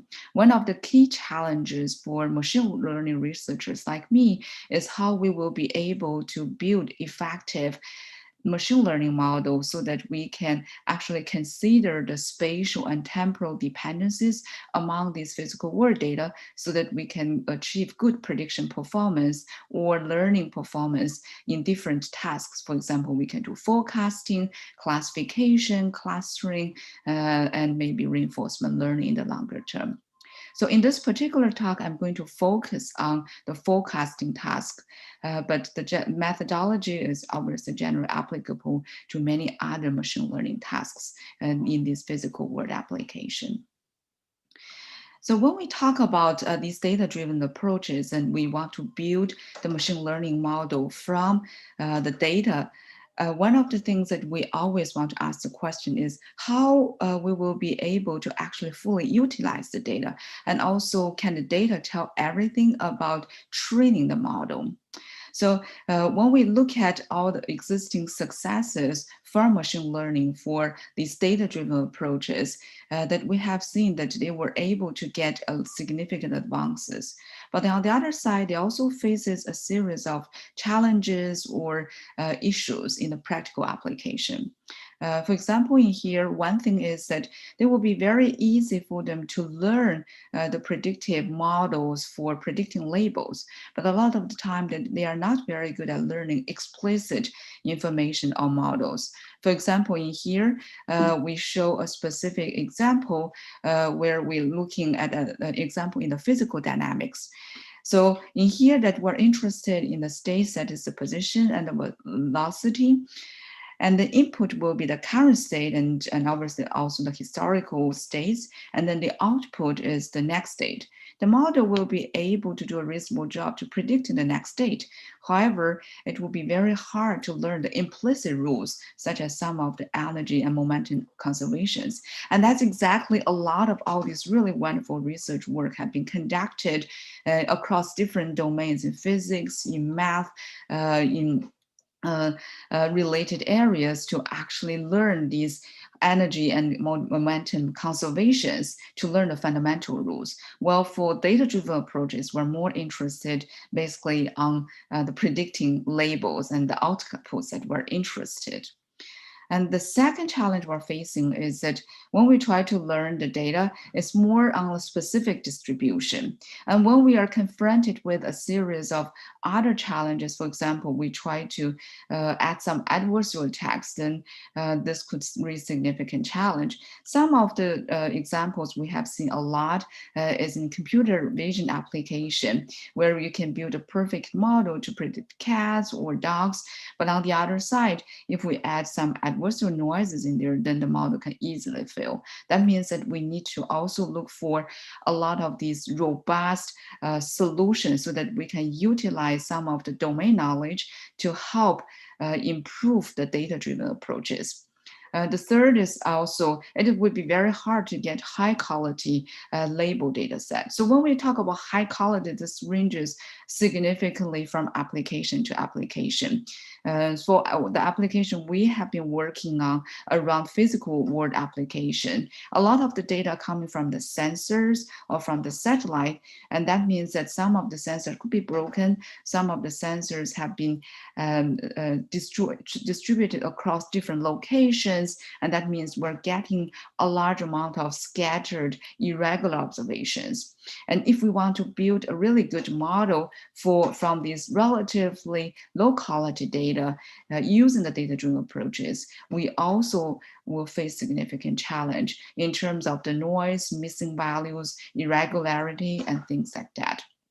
So that means that all these challenges demand a strong and generalizable inductive bias so that we can get a more robust and also efficient machine learning model. And we have talked so much about physics aware, and therefore that I don't think I need to give too strong motivations for why we want to use the physics information in there. Some of the challenges I already mentioned, for example, the data we collected, for example, the climate, air, sea surface data, these are all very much scattered irregular time series or spatial temporal data.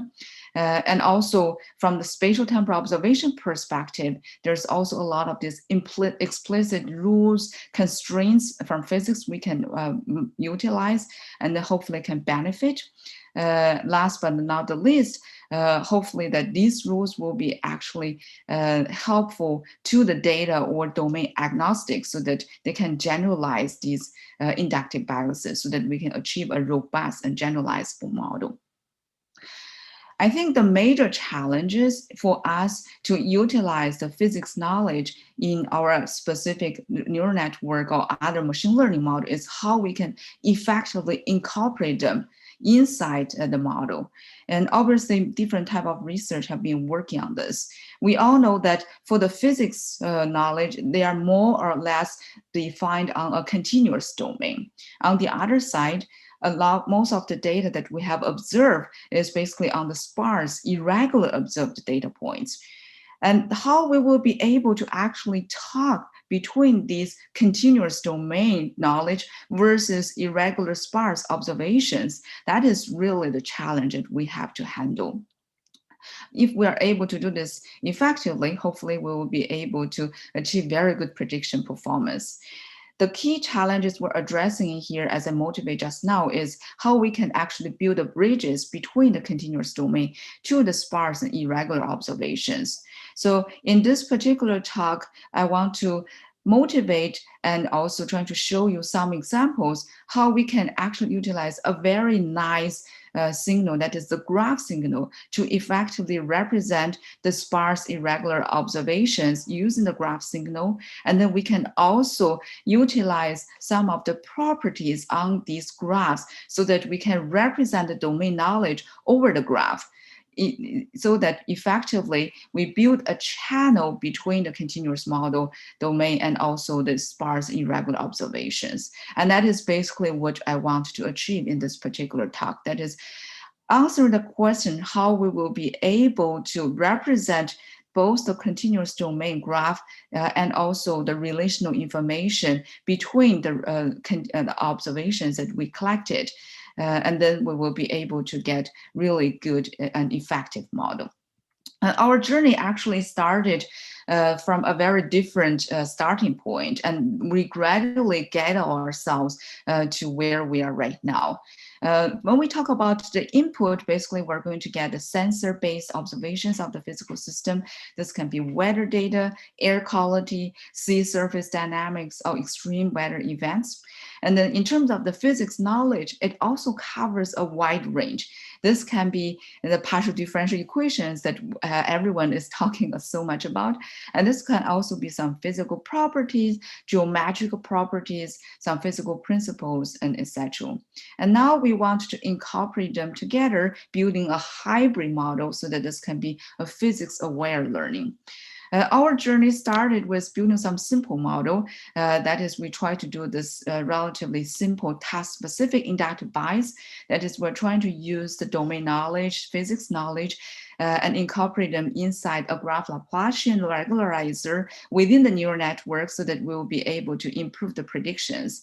And this is the work that we published in iClear, this RLGM workshop paper, where we are able to improve the prediction performance using the graph Laplacian regularizer by incorporating the domain knowledge.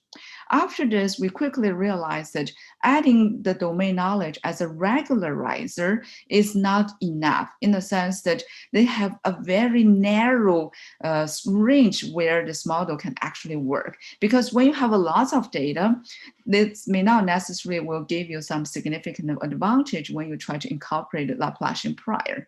And when we have limited amount of knowledge, a lot of all these PD equations of physical properties also needs data to train on so that they can get the right correct coefficients to generate the effective prior so that it can guide the machine learning model.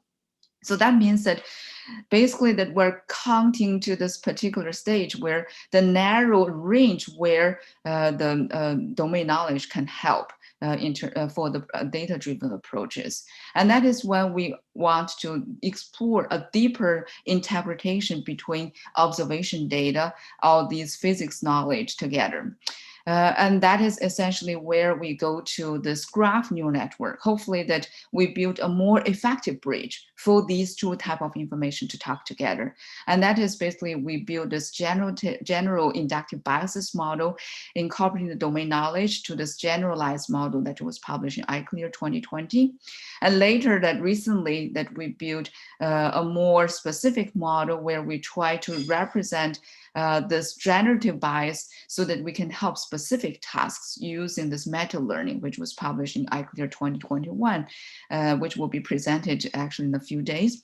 And then afterwards that we also want to think a little bit about task-specific inductive bias, where we introduce the concept of domain knowledge and the interplay between domain knowledge and also the causality, because causal inference and causality is also one of the key knowledge we want to incorporate.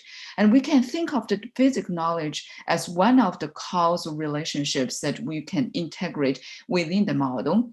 And therefore, how we can actually effectively have the interplay between causal information and the physics knowledge, and together with the data-driven approaches. And that is basically we develop also a graph-based neural network, which can effectively handle the causal information together with the physics knowledge. We submit a preliminary results to NeurIPS. And I'm also going to give a little bit highlight of what the model looks like in this talk. So next, I'm going to zoom in more specifically in this generalized model that we published in iClear 2020 to give you a flavor of how we can use this differential graph recurrent neural network to build a bridge between data and also the physics knowledge. So the way that we do this is that we notice that many of the physics-related dynamic equations actually share in the following form. That is, we have the spatial differences, and this can actually be incorporated into this temporal differences. In this way, we will be able to actually use the temporal differences as a function of the spatial differences, and then using them to make a better prediction for the next step. And that is basically the forecasting task. When we look at the general framework, there are many types of different domain knowledge or physics principles that actually belong to this category. For example, we can have this heat equations, or we can have this convection diffusion equations, we may have the Navier-Stokes equations, all belong to this particular category. And when we look at specific examples, for example, here when we have this heat equation, where we can see the values and locations with different spatial differences will also have an impact on the differences with respect to the time. And if we can incorporate the specific spatial differences and inside the temporal difference, then we will be able to help our prediction. That is a forecasting task. And that is basically where we are as a general idea. We basically build a bridge between the sparse irregular observation time using the relational information represented by the graph neural network. And then we also use the spatial differences and incorporate them inside the temporal differences so that we can build this particular differential signal between the difference between the time, so that we will be able to build a better prediction model using the graph recurrent neural network. The specific architecture of our predictive model, which is we call this as physics-aware difference graph neural network, also we short name as PADGN. Basically, the structure is shown as follows. That is, we first are going to have the graph signals at time t, and then we will be able to have the input observations. Based on the input observations, we can construct the graph signals using the graph recurrent neural network. And this is very standard in the machine learning community. And also based on the spatial differential layers, then we're going to build modulated spatial differences, so that we will be able to do a concatenation between the graph signals and also the spatial differences to generate the so-called difference graph. And there are many different types of difference graph that we can generate, which is shown in here. And then in this particular slide, I'm going to show you some specific examples. In this physics-related equations, they typically consist of differential operators. It's very important to approximate the derivatives. In the regular grid, obviously, it's very easy for us to calculate the finite difference approximations at the grid points. For example, here we have our x, and then we will have x minus h, x2 minus h, and or x plus h, x2 minus plus 2h. Then we will be able to get the f prime x using the differences between these different locations, so that we can generate the differential layer. But however, for the irregular grid, the difference operators can be a little bit different.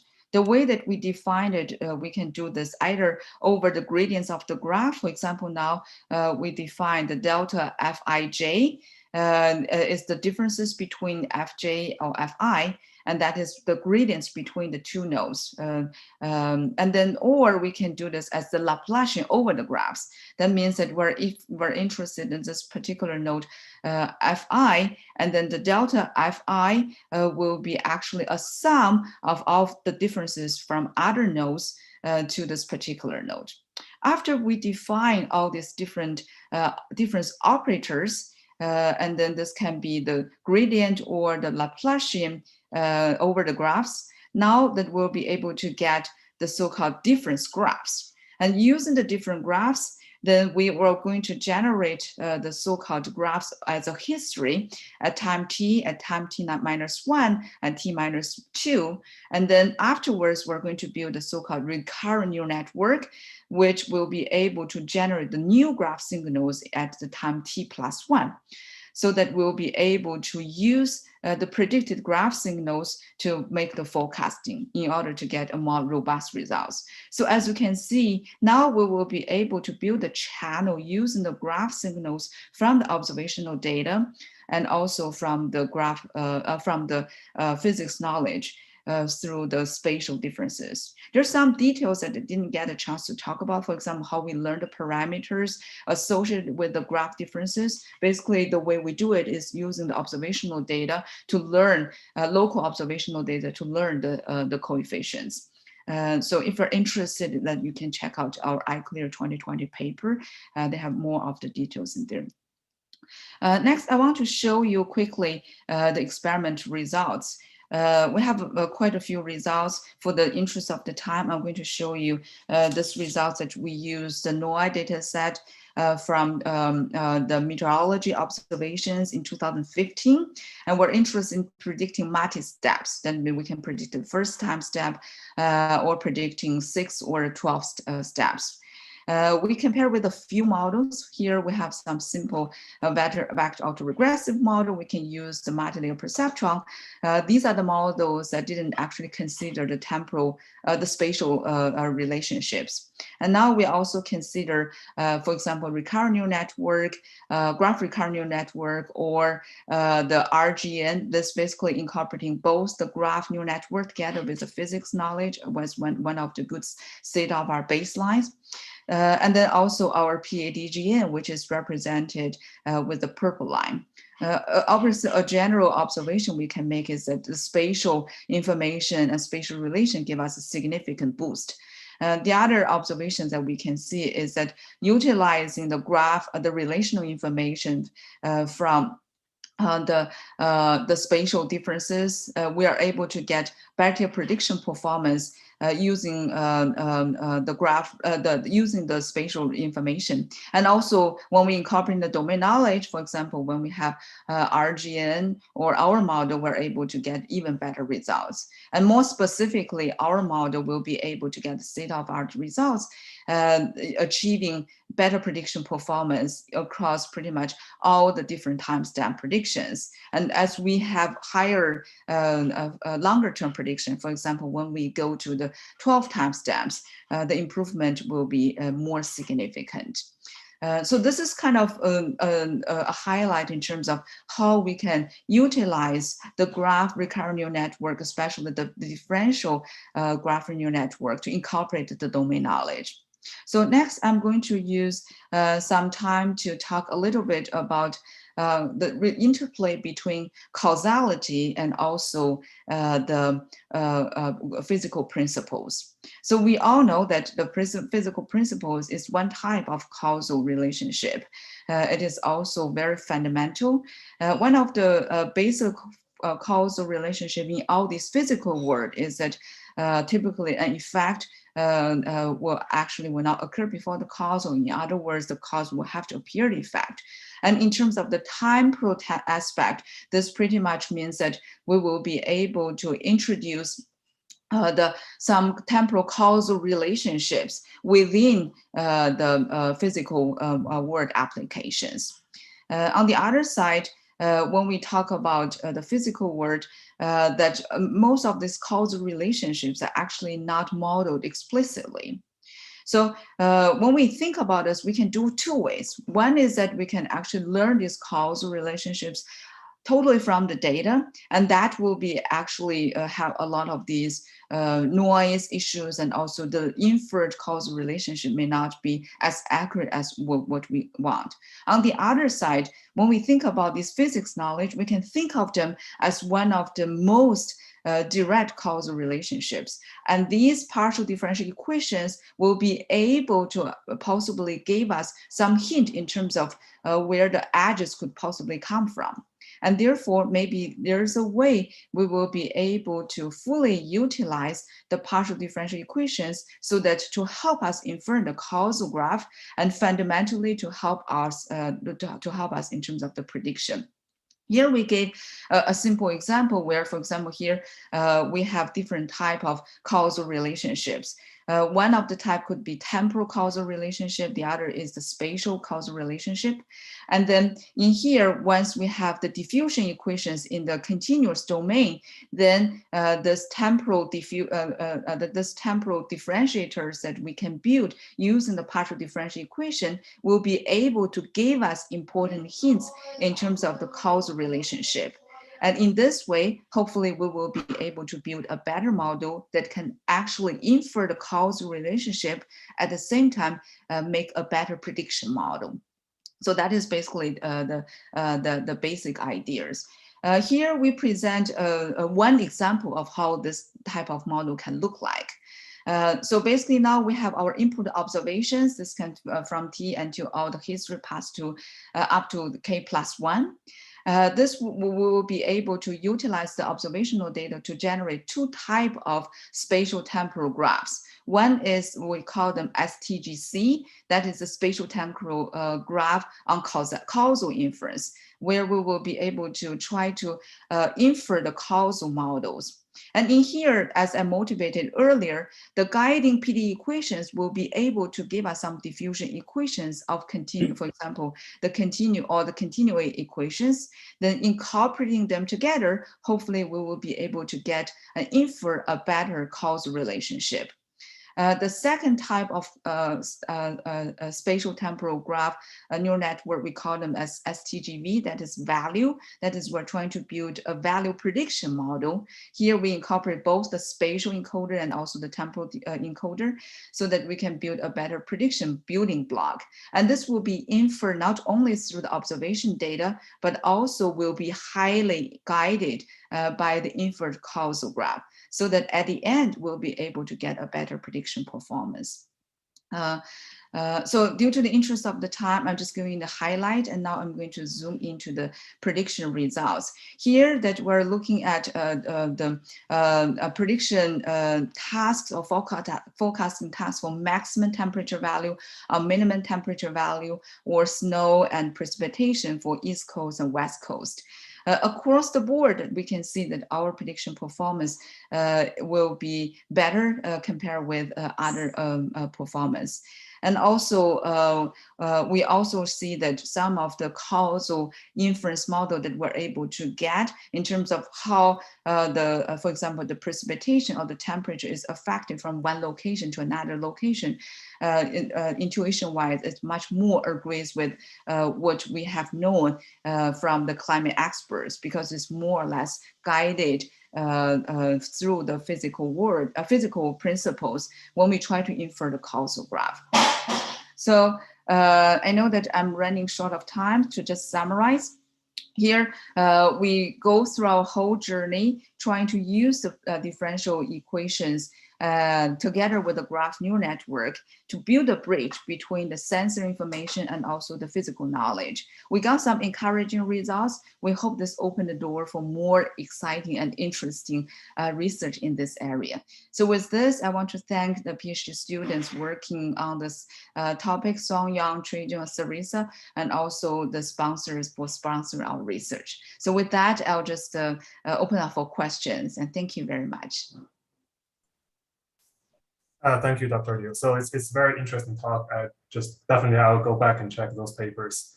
I think because of the time, we just do one question on Slido, which is so beyond spatial differences, if there are any other ways that we could use to incorporate edges in the graph. So basically, I think it means like, is there any other ways that one could make connections between these graph edges and physics?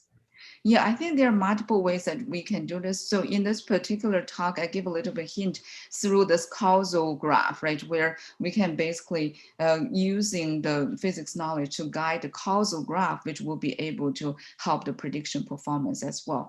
I personally believe there are also other ways to achieve similar goal.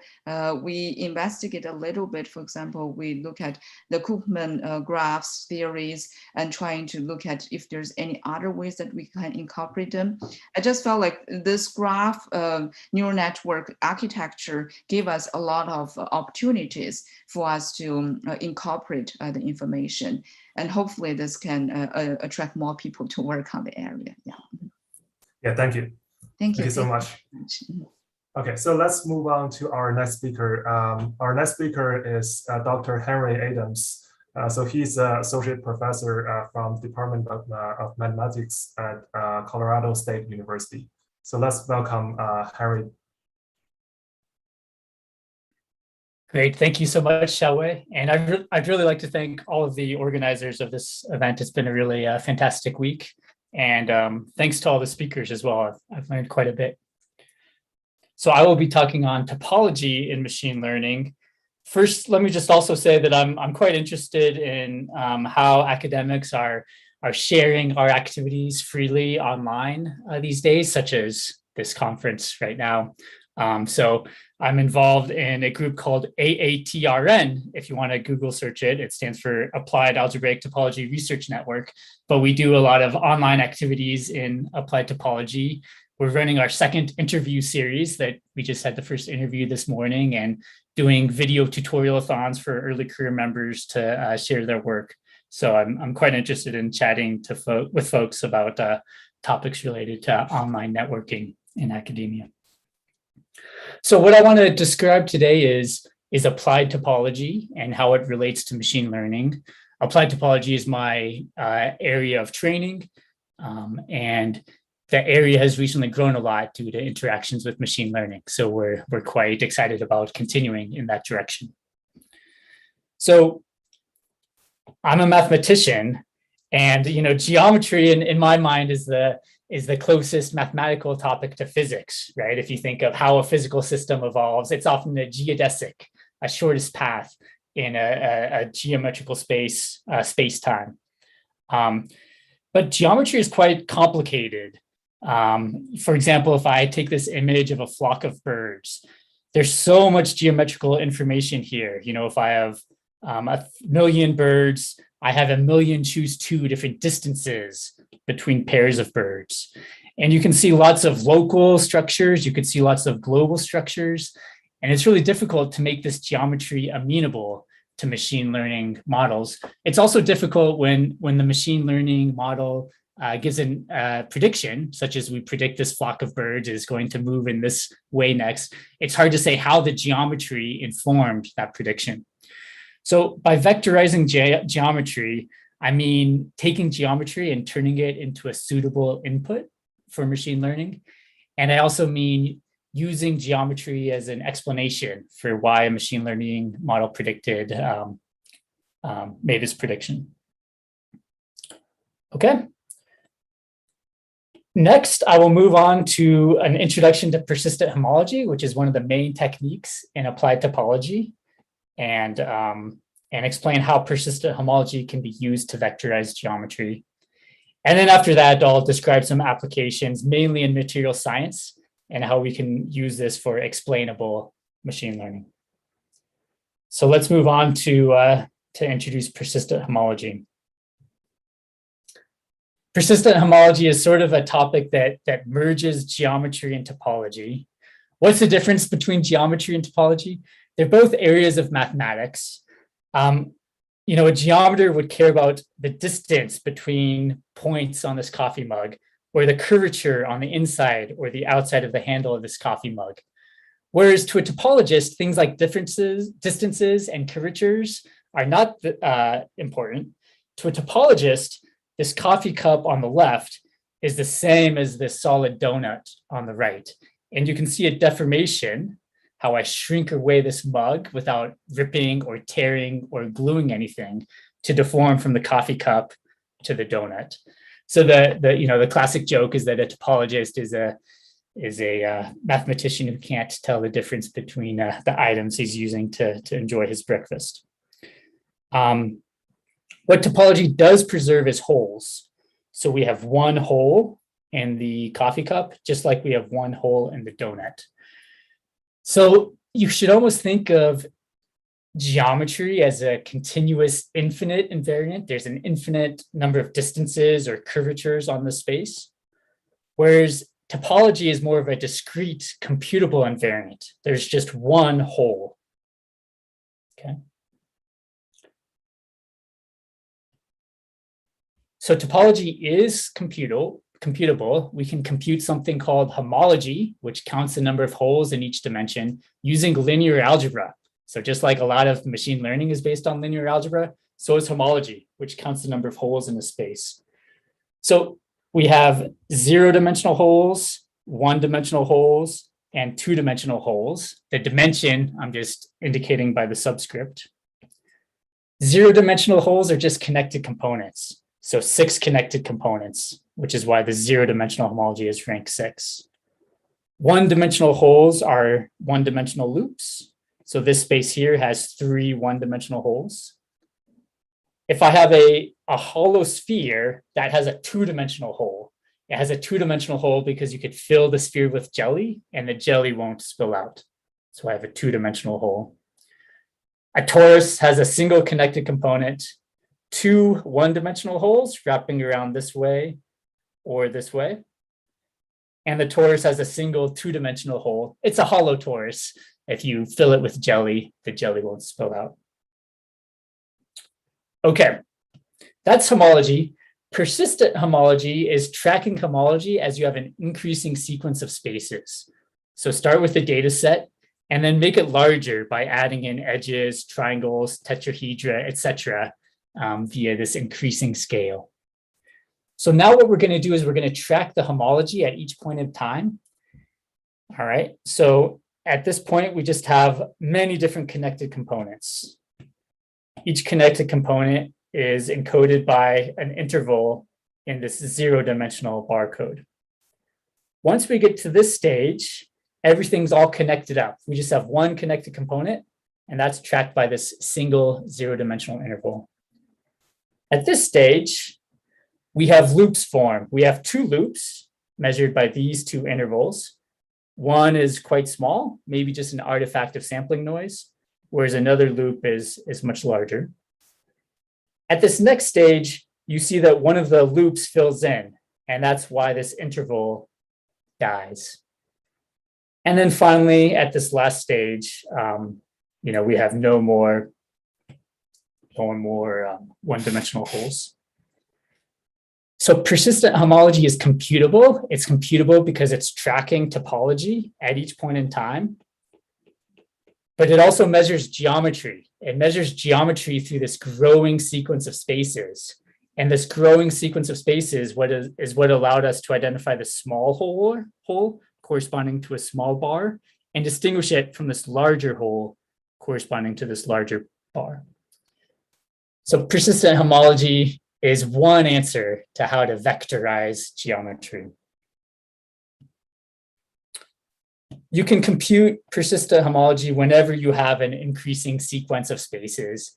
Another common way to obtain an increasing sequence of spaces is when you have a function on a space. So I've drawn this surface on the left, which is a real valued function on the squared. And these images are made by my graduate student, Lander. What we'll do is we'll produce an increase in sequence of spaces in the middle by raising this function value, this sheet on the left, and including all of the sublevel sets. So all of the regions of the domain that are beneath that function value.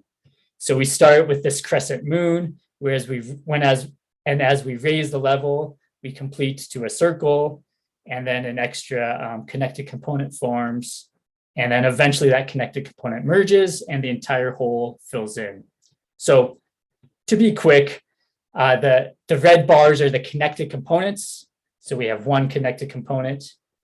The blue bars encode one-dimensional holes. So this blue bar is encoding this one-dimensional hole. We get a new connected component here. It merges to what we had before. So that interval ends. And eventually when the hole fills in, that's when this one-dimensional bar ends as well. All right, so for example, you can apply this to image data, such as images of clouds. You include the pixels that are below a certain intensity, and as you raise the intensity, you can track the texture of the cloud. So these barcodes are sort of a geometric summary of texture of different clouds. A dual representation instead of the barcode is as a persistence diagram. So let me briefly say how you go from the barcode to the diagram. I'll draw the diagram where I include the one-dimensional persistent homology information. So the one-dimensional holes. All right. So in this barcode, I have 2 intervals, and that's why I'm going to have 2 points in the diagram. And I just look at the birth value and the death value of each interval. And then I plot a point with birth coordinate and the death coordinate. And the death is always after the birth. And that's why these dots in the persistence diagram are always above this diagonal. You know, if I have this birth and this death, then I get this point down here. Okay, so the distance above the diagonal just tells you how long the interval was. So if you take your intervals and sort of lie them on their side, then you get the points in the persistence diagram. So the points in the persistence diagram that are far away above this diagonal are features that lasted for a long range of scales, whereas the points in the diagram that are near to the diagonal are more local features, holes that appeared and disappeared soon after. All right, so for example, we can summarize the geometry in brain artery trees. Here we have a young 24-year-old brain and an older than 24-year-old, I suppose, 60-year-old brain. A lot of the knottedness or local geometry of your arteries decays a little bit as you age. And that appears in the persistent homology diagrams as follows. We have more points in the persistence diagram for the 24-year-old brain than we do in the 60-year-old brain, measuring some of this local geometry that's present in the younger brain, but not the older one. And this has been used successfully in machine learning tasks to identify ages, for example, of brains. I now want to move to applications in material science and point out how this vectorization that represents geometry can be useful in explaining why machine learning models is making one prediction versus another. So I'll start in material science. So folks have used this on a lot of different data, glasses, near periodic formations, metals obtained by ion bombardment.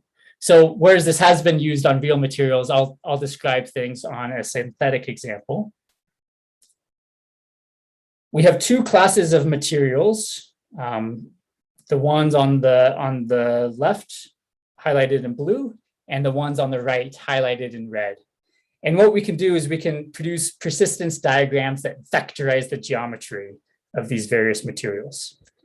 Now, after you train your machine learning model, maybe a very simple one like a linear regression, logistic regression, or support vector machine, you can ask what areas of the persistence diagram were the most discriminative for this task, distinguishing material A on the left in blue from material B on the right in red.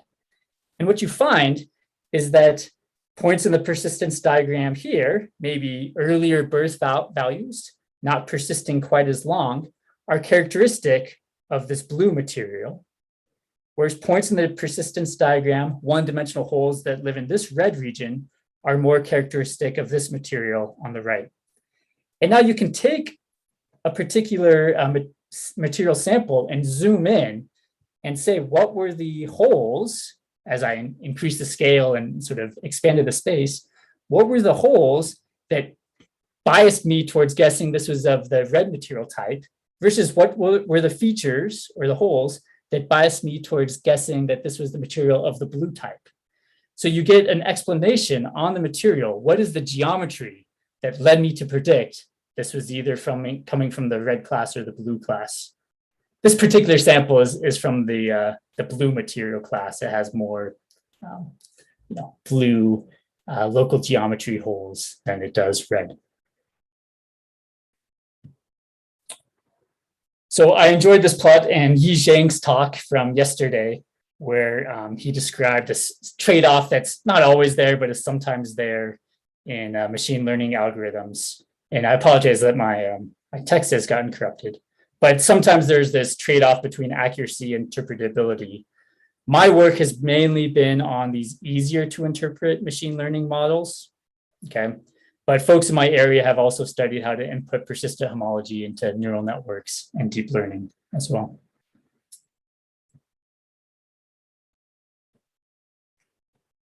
All right, so let me end with one last application to statistical physics. So this is from the Ising model. It's a way to study phase transitions. You have low temperature configurations of spin or high temperature configurations of spin. And from these samples, you can produce persistence diagrams that encode or vectorize the geometry of that sample. They're drawing a representation here where they sort of translate the diagram to take this diagonal and lay it flat. Okay. But in any case, you can ask, what were the regions of the persistence diagram that were characteristic of the low temperature samples versus the high temperature samples? And you see that right here. So the high temperature samples had persistence diagram points in this region that were a little bit more persistent. They lasted a little bit longer. They were bigger holes. Whereas the low temperature in blue was more characteristic of this region. You had holes that were born earlier and didn't last as long, these smaller holes that we see here. So we get a little bit of interpretation as a result. When we apply machine learning classification on these persistence diagrams, we can go back and ask what were the geometrical features that were characteristic of making a prediction that, you know, this is a low temperature simulation versus a higher temperature one.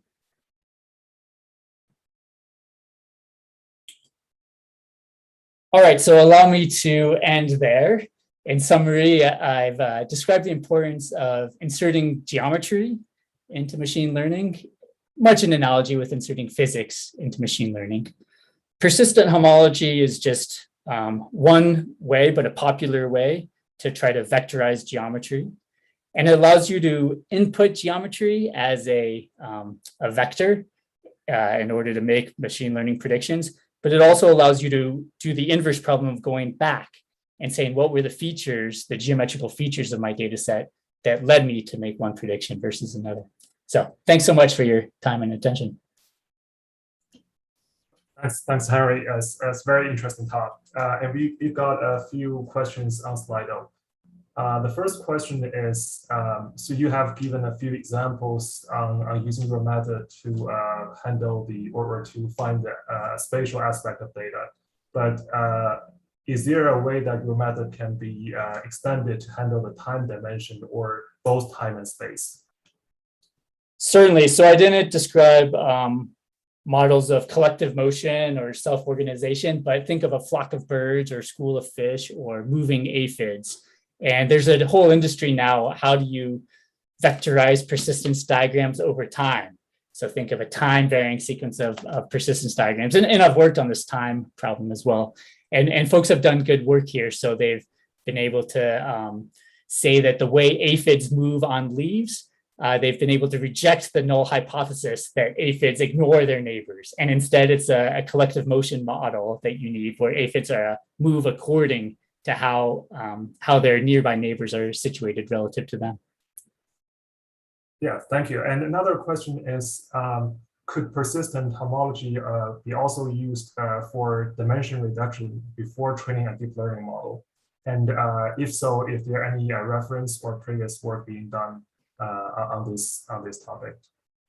Sure. In some sense, you can think of persistent homology as a summary. It's a summary of the geometry. So it's inherently reducing dimension. You know, you can't encode all of the choose-2 pairwise distances, but the persistence diagram, this barcode, is a much dimensionality reduced version.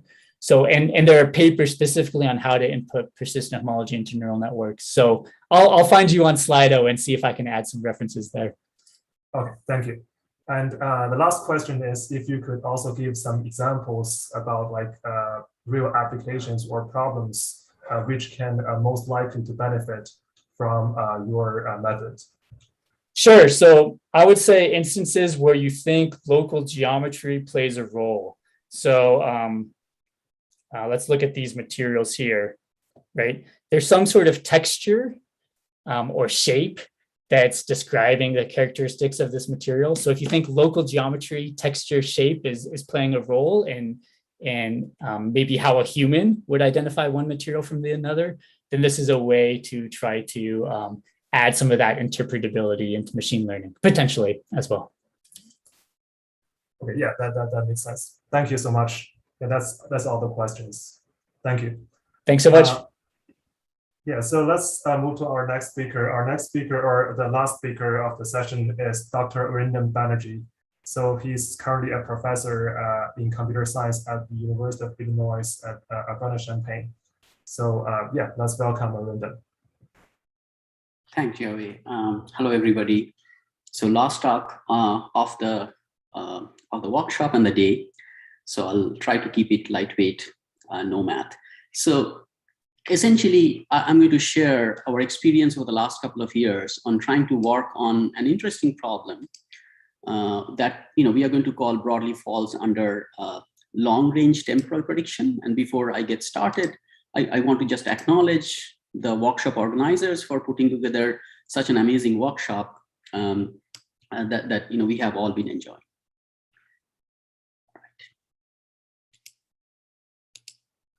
All right, so I want to also acknowledge the group that we have been working with as part of our HDR subseasonal climate forecasting project, the co-PIs and the graduate students, Shiji and Xinyan, who have been driving a lot of the work with help from many of us. So what is this long-range temporal prediction problem, right? So the way this is different and unique is that you have data up to a certain time point t, and you're trying to predict events at a certain time point t plus capital T, where capital T is much, much larger than 1, right? So you're trying to predict the weather 1 month down the line. And I'm going to briefly discuss why this is challenging for both physics-based models and data-driven methods. And these problems fundamentally are in the low predictability regime. So you're not expecting R squares at 80% or something like that. You are expecting like positive R square. You're expecting R square at 5%, 10%. That's the operating regime we are talking about. So it's very different from where much of machine learning and other problems operate. And there are numerous real-world examples. We are going to talk today primarily about subseasonal climate forecasting, which is really forecasting temperature and precipitation in the 2-week to 2-month horizon, right? So this is you're not trying to predict accurate numbers. You're trying to predict statistics like the means and the medians and quantiles. And then SSF is an example of this long-range temporal prediction with unique challenges. The relevant covariates, they change based on the time, and you're of course operating in the low predictability regime. So let's just first start with a quick review of short-range temporal prediction. So short-range temporal prediction essentially is that you have data up to some point t, and you are trying the response y. You're trying to predict yt plus 1. So the classical approach would be you do some autoregressive model or variations of the autoregressive model. The next step in this development would be if there are actual exogenous variables or covariates like x's, which you can use. And it may be that the response y impacts the x's in the next time step, and the x, t minus 1 impacts the yt, and so on and so forth, some suitable dependency structure. So then these come in. Probably the most popular form of this are models involving state variables or some sort of a latent state dynamics. So the common examples of these are hidden Markov models, Kalman filters and all its variations like ensemble Kalman filters for DVAR, many variations of data assimilation and so on. So you try to capture some latent state dynamics, and those states have an impact on what you're observing. And then the deep learning models over the last 5-7 years, autoregressive models, CNN, RNNs, transformers, neural differential equations, all of these have been coming up. And the deep learning models can be categorized into the other 3 that we have just talked about. So this is also, remember that this is all development for the short range where you're trying to predict t plus 1 or t plus 2, 3 up to 5, maybe that sort of a scenario. What we are talking about is long range temporal prediction. So where you have data up to point t, and you're trying to predict yt plus capital T. So you are trying to predict the weather 30 days down the line, right? One of the main points I want to make in this talk is that most of the existing machinery breaks down for these problems. So the state variable models of these latent state dynamics, Kalman filters, HMMs, variations, they are basically now operating without data. So they reach a stationary, if you run them forward, the observations have stopped. So you're running basically a statistical model forward, they will reach a stationary distribution with humongously large uncertainty, right? If you are using deep learning, what typically happens is this is extremely low predictability regime. During the training, you get good results, probably, but then it's overfitting and this poor out of sample performance. And then the dynamical models, this is really a long range initial condition run. You initialize the model at t and you run it forward. So there's a heavy dependence on the initial condition, potential chaotic behavior. This is why numerical weather prediction models are not useful at the sub-seasonal level, because if you run them that much forward, they don't have much predictability left. So this is a different kind of a problem, right? So, and the existing solution techniques that we have, and we have been trying to use those, it's been very difficult to sort of try to make them work in this scenario. So this is sort of one of the main messages that I think we need to start very carefully thinking about, and this is also sort of an area where we need to start understanding what would work in this scenario. So one specific example, you may have heard that for subseasonal prediction, people say that, soil moisture will have an impact on subseasonal forecasts. So that's a mechanistic understanding. It's more complex because it will be a superposition of multiple effects like this, but we have to learn what impact you have in the long range, and probably it will be a superposition of multiple effects. So I'm going to now come back to subseasonal sort of forecasting and to make things more concrete. So subseasonal forecasting, there's been over the last 10 years, a lot of effort put in to try to popularize this problem because it's fundamentally very hard. 2 National Academy reports have been released on this. I like this picture, which shows that subseasonal is the blue markers, and it shows that it has wide-ranging applications. And this is just outside the weather regime, the numerical weather prediction regime. And this is where things start breaking down. And we are still differentiating it with the seasonal or the decadal predictions over here. We will focus on the subseasonal only for today's talk. Operational centers do release subseasonal forecasts. So this is, I pulled it out like probably yesterday. This is what they have released on July 31st. So this is the outlook on temperature and precipitation over the next month, over August, really, this month. And operational forecast agencies do this, but they are also the ones that are encouraging more people to get involved in this problem because the accuracies are not very good. They are organizing various kinds of competitions in order to improve the state of the art. So why is this hard, right? So this is a very sort of a cartoon of what the forecast skill at various levels. So weather forecast, we know that up to a week it is okay, but then it drops.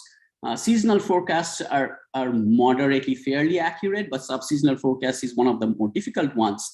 And again, staying with cartoons, the reason that's the case is that if you look at the memory of the 3 main systems involved in this setup, the atmosphere, land, and the ocean, the weather is primarily determined by the atmosphere, right? So you do good atmospheric models, you're in good shape. So you do data assimilation, that's the state of the art, right? Ensemble Kalman filters and so on. In the seasonal range, ocean has the most memory. So ocean, if you're focusing on ocean using the ocean variables correctly, you are going to get both statistical and dynamical models, probably are going to be doing okay. The 2 week to, this few weeks out, all 3 of them have a little bit of memory. Land has a say, atmosphere maybe has a lingering say, ocean is starting to ramp up and so on. So this is where many different processes are active and they're interacting with each other, and there's a superposition, which makes the subseasonal a really interesting problem and a challenging problem to work on. So I'm going to just do a very quick recap of some past work we have done. This was actually published in AAAI this year, which is this big AI conference. And we have released the data sets and the software and everything is in GitHub. So if you want to sort of test out our system, you will be able to do it. What we essentially did is that we put together a large data set with covariates from land, ocean, atmosphere, and we tried to predict 2-meter temperature in the week 3, week 4 out. So what I mean by that is that you have data till end July, then you are trying to predict the last 2 weeks of August, right? So the average temperature in the last 2 weeks of August.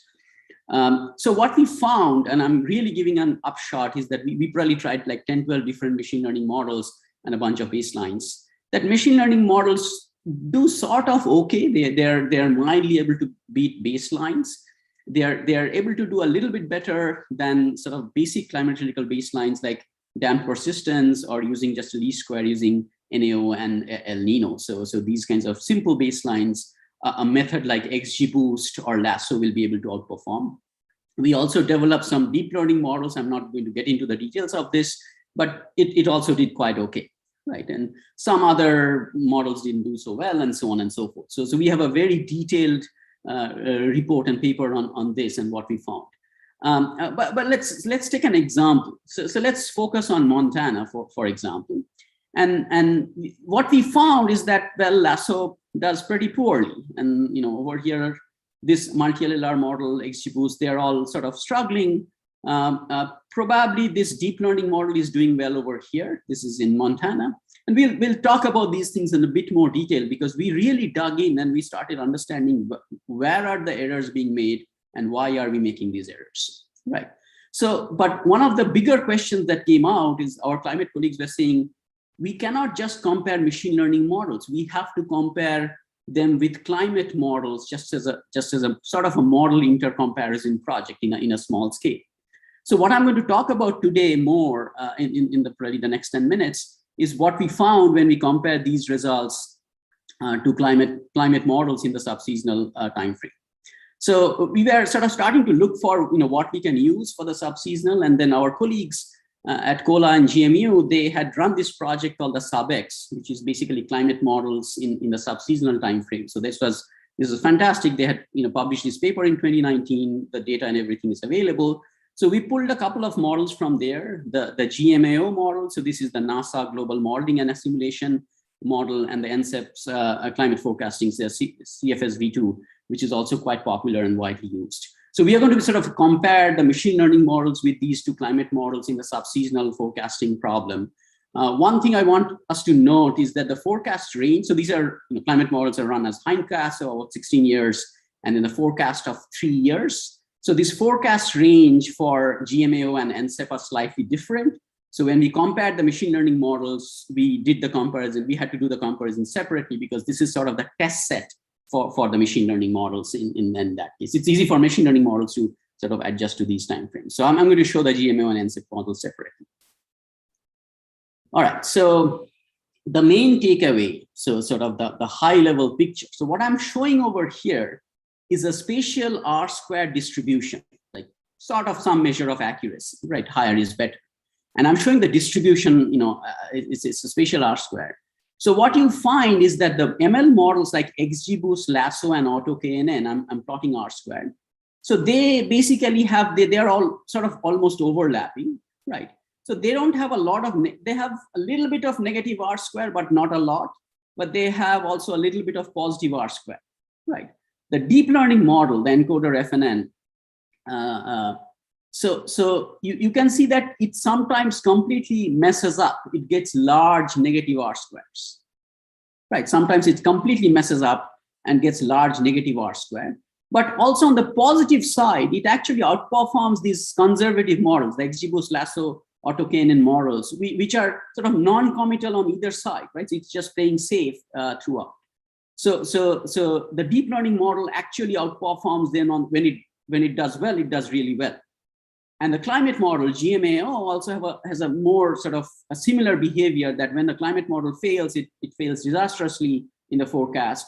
But when it does well, it actually does really well, right? So it definitely outperforms these XGBoost, Lasso, AutoKNN model. Now, this is a story you're going to miss if you just take the average R-square and report, and we do report that. And of course, the conservative models are going to come out looking better because these negative numbers, will pull down the average for the climate model and the deep learning model, because their average is just going to go down, right? So, but you understand it's a bit more nuanced than that, right? There are situations where they are getting a certain process right and they're nailing the prediction, and we will see a bit more of this. And then we have studied this using QQ plots as well. So the same story plays out. If you look at the comparison with NCEF, the exact numbers are different, but qualitatively the plots are similar, right? So the conservative machine learning models, XGBoost, Lasso, AutoKNN, sort of, they are always non-committal. They don't like go too much in the positive or negative R-square range, but the climate model and the ML, the deep learning models actually do that. All right, so so I'm going to get into a bit more of the details of these results, just hammering this point home, is that if you average this over time, right, and you look at the spatial sort of performance, the temporal R-square, the time series, you compute the cosine similarity of sorts, GMO looks bad because of those negative R-square that we saw, right? So, and as I'm saying that this does not completely tell you the picture because you have average and they had bad stretches, that's why they are looking so bad. Now the XGBoost, Lasso, and AutoKNN, they are not too red, not too green, whereas encoder FNN. Now again, let's go back to Montana, which was our example. So if you look at Montana again, XGBoost and Lasso and AutoKNN both are reddish. They are not doing, they have negative R-square over here. GMAO, the climate model, is actually getting a green over there. And the deep learning model is actually getting a green over there. So they are probably, so there's probably some process which affects the temperature in Montana. You know, it may be the jet stream, it may be polar vortex, something else. And the GMO model is definitely capturing it. Probably the deep learning model is figuring out to some extent, and that's why it's doing well over there. But there are stretches where it's not doing so well, and the same storyline plays out in the comparison with NCEF. So I don't have anything more to say about the NCEF results. It's qualitatively similar. Let's take an anecdotal example how this plays out. So this is a specific sort of time frame, March of 2018. You may remember, or you can look up, there was an extreme strong cold spell that happened. This is the ground truth, right? So the really temperature really dipped in Montana, Dakotas, Wyoming and Nebraska and so on and so forth. So GMO essentially gets the intensity that it's going to, there's a cold wave going to happen. And understand this is 2 weeks out, right? So this is way out. This is weeks 3 and 4. So it's actually saying that there is a cold wave going to happen. Whereas the machine learning models are sort of non-committal. They're saying, it's going to be a little cold. I mean, it's the Dakotas and so on and so forth. So these are the bits the process-based model gets right, whereas a machine learning model, at least these ones, are hesitant. But it's also true that you can find these examples where, January 2020 was pretty warm, and then GMO forecast just says, oh, there's going to be a cold spell, and it gets it wrong. This is where it's picking up the negative R-squares. Whereas XGBoost is again sort of non-committal. It's not getting the intensity right, but it gets away with a slightly better R-square because of these kinds of prediction.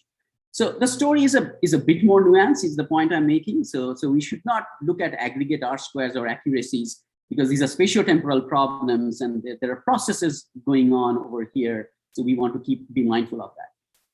All right, so I'm going to sort of briefly study just the ML models in terms of their regional and tail error performance. And we are focusing on the Western contiguous US. And so the results, sort of key takeaways. So what we are plotting over here on the x-axis, we are plotting the response y, the thing that we are trying to model, and on the y-axis, I'm plotting the error, right? So this is so we are trying to study. Now, one thing that pops out is that the blue one is the West North Central region. These are the Dakotas and Wyoming and Montana and Nebraska. So our largest RMSEs are coming from that region for the ML models, right? For the other regions, it's reasonable. I mean, it's not a complete train wreck, but the largest errors are coming from this region, right?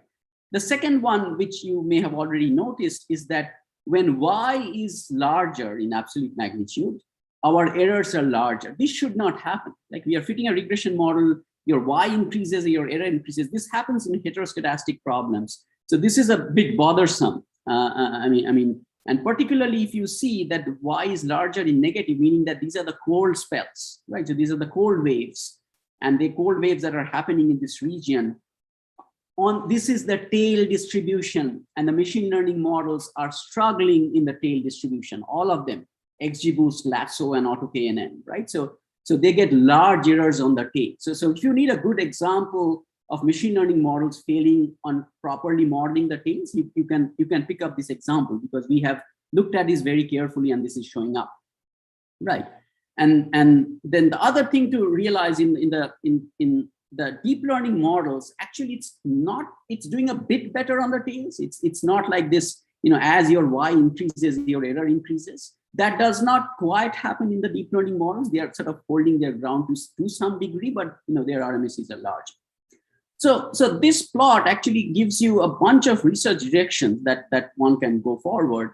ML models are performing poorly on the tails. Their RMSEs are the largest when Y is the largest. This is the cold spells, those extreme cold regions. So this really sort of calls for, we need to pay attention to this and find directions, maybe model the tails separately, maybe do a process-based model for the tails and something like that. Some research needs to happen in this direction. And then the West North Central region seems to be the most challenging, right? So, and that may be because the jet stream fluctuates. There are other processes going on that the ML models are not quite picking up. Maybe the deep learning is picking up to some extent, but that's a region of interest. And California seems pretty easy for these models. I mean, it just looks at Pacific SST, and maybe that almost takes you there, and so on. So the last bit that we did in this context was that we said, okay, so we do need to combine the ML and climate models, but we did something very simple as a first cut. We said that we are going to take the climate model output. We are going to take the climate model output and use it as a covariate in the machine learning model. So let's say XGBoost, Lasso, whatever it is that you're picking. So what we found was that if you look at, this is XGBoost without the GMAO forecasts. So if you look at Nebraska, right? So if you look at the Dakotas, North Dakota, and then we added the climate forecasts as a covariate, you see North Dakota looks better, the Dakotas look better, Nebraska looks much greener, and so on and so forth. So the machine learning model is realizing, what, this is actually a good predictor of whatever it is that I'm being asked to predict. Now, this is an extreme weak example of combining physics and machine learning. We are just taking the output, but we are hoping that we'll be able to design more sophisticated versions of this idea going forward. These climate models are not easy to design or play with, but this is something we will be looking into. Just in terms of the numerics, right? So XGBoost without the GMAO covariate gives you some sort of an accuracy or R squared, and then with GMAO, you have added just one more covariate, and you have gazillions of covariates coming from ocean, atmosphere, and land. You just get a serious bump, right? So, and same for NCEP. Both for the mean and the median, you get slightly larger bump on the median, so to say. And we did something similar with Lasso. And again, we added this as a covariate, and you can see that this is all green now with the thing. So this is sort of more a direction that we want to go, and it is looking very promising. So these are our best results actually currently. Once we have combined them, and they're looking pretty promising. So, okay, so to wrap up, I talked about this long-range temporal prediction problem, and some of us are spending time thinking, and it's really challenging for both physics-based and data-driven methods, because your intuition of ensemble Kalman filters and data assimilation, that sort of falls apart because your data has stopped. You're going out 1 month and you're trying to predict something, and it is the low predictability regime. So it's a potentially very good use case for KGML, which is why we are trying to release the data sets, a lot of details, and you can look up that web page, and we are happy to respond to questions and so on. And then I talked a little bit about the subseasonal forecasting. We're making some progress. We did a very fine-grained data analysis, and it shows different inductive biases for the different methods. The future work really will be to combine these models and see how things go. Thanks, everybody. Thanks for the great talk. So we have a few questions here. So the first question is, you mentioned at the beginning, about the overfitting in the context of deep learning, I think especially compared to this existing physical models. So is there any theories or any solid empirical work for better understanding this out of sample performance for machine learning models? Right. So there is not much theory. Folks are trying to do this. So you have to understand, I also work on core machine learning, and one of the exciting things that has happened is that this notion of being in the interpolation regime where you are perfectly fitting the training data. Now, in low predictability regimes, this does not give you a good sense of your future performance. So a simple experiment you can set up is take the MNIST data set, the standard toy data set, make 50% of the labels random, right? So just randomly change 50% of the labels and train your Deeponet. It'll perfectly fit that data set, right? It'll perfectly fit that data set. Now, from that, can you say anything about how it will perform in the future? You may say that, oh, I'm going to get perfect. You cannot get perfect performance. Your accuracy cannot be more than 50%. So this is a very toy example. And there are papers being written on this. Other people have written, we have written papers on this. So that's your sandbox to start studying this effect. That's a low predictability regime problem because your accuracy can be at most 50%. There's work to be done. I don't think, yeah. Yeah, that totally makes sense. Yeah, another question is, so I think in the experiment part, you showed that machine learning models perform relatively worse for handling the tails. So does that mean compared to those Earth system models that machine learning models more or less filter out some extremes as like potential outliers? And if so, if this really happens, are there any theoretical guarantees on these things? So this is the example of the tail model where your Y is extreme cold and your RMSE is extremely high. This is a beautiful plot because it's showing that this should not happen. This curve should be flat, right? So your error should not depend on the value of Y, right? So this happens when you have heteroscedasticity. So we are really talking of future directions here. So one possibility maybe the tails need to be modeled separately, but you need to know when a tail will happen, right? So there are two things. One is probably a binary classification problem. Am I going to see a tail, a cold spell heat wave in the next month? And then if that happens, I train a separate model and that gets activated over there. But this is, we are still thinking about this. I'm speculating at this point. Any ideas you have, we'll be happy to discuss about that. Okay, thank you so much. I think so we'll end up here because of the time, but if you have time, there are still a few questions left on Slido. So if you have chance, we can look at those. Thank you again. Yeah. So finally, we'll have Vipin give us some concluding remarks. Well, I like to thank everyone. This has been wonderful 3 days, 6 sessions, about 36 talks. It was a great learning experience for me. I enjoyed the questions and the lectures. And very special thanks to all of the speakers for giving permission to post your videos and slides on the workshop webpage.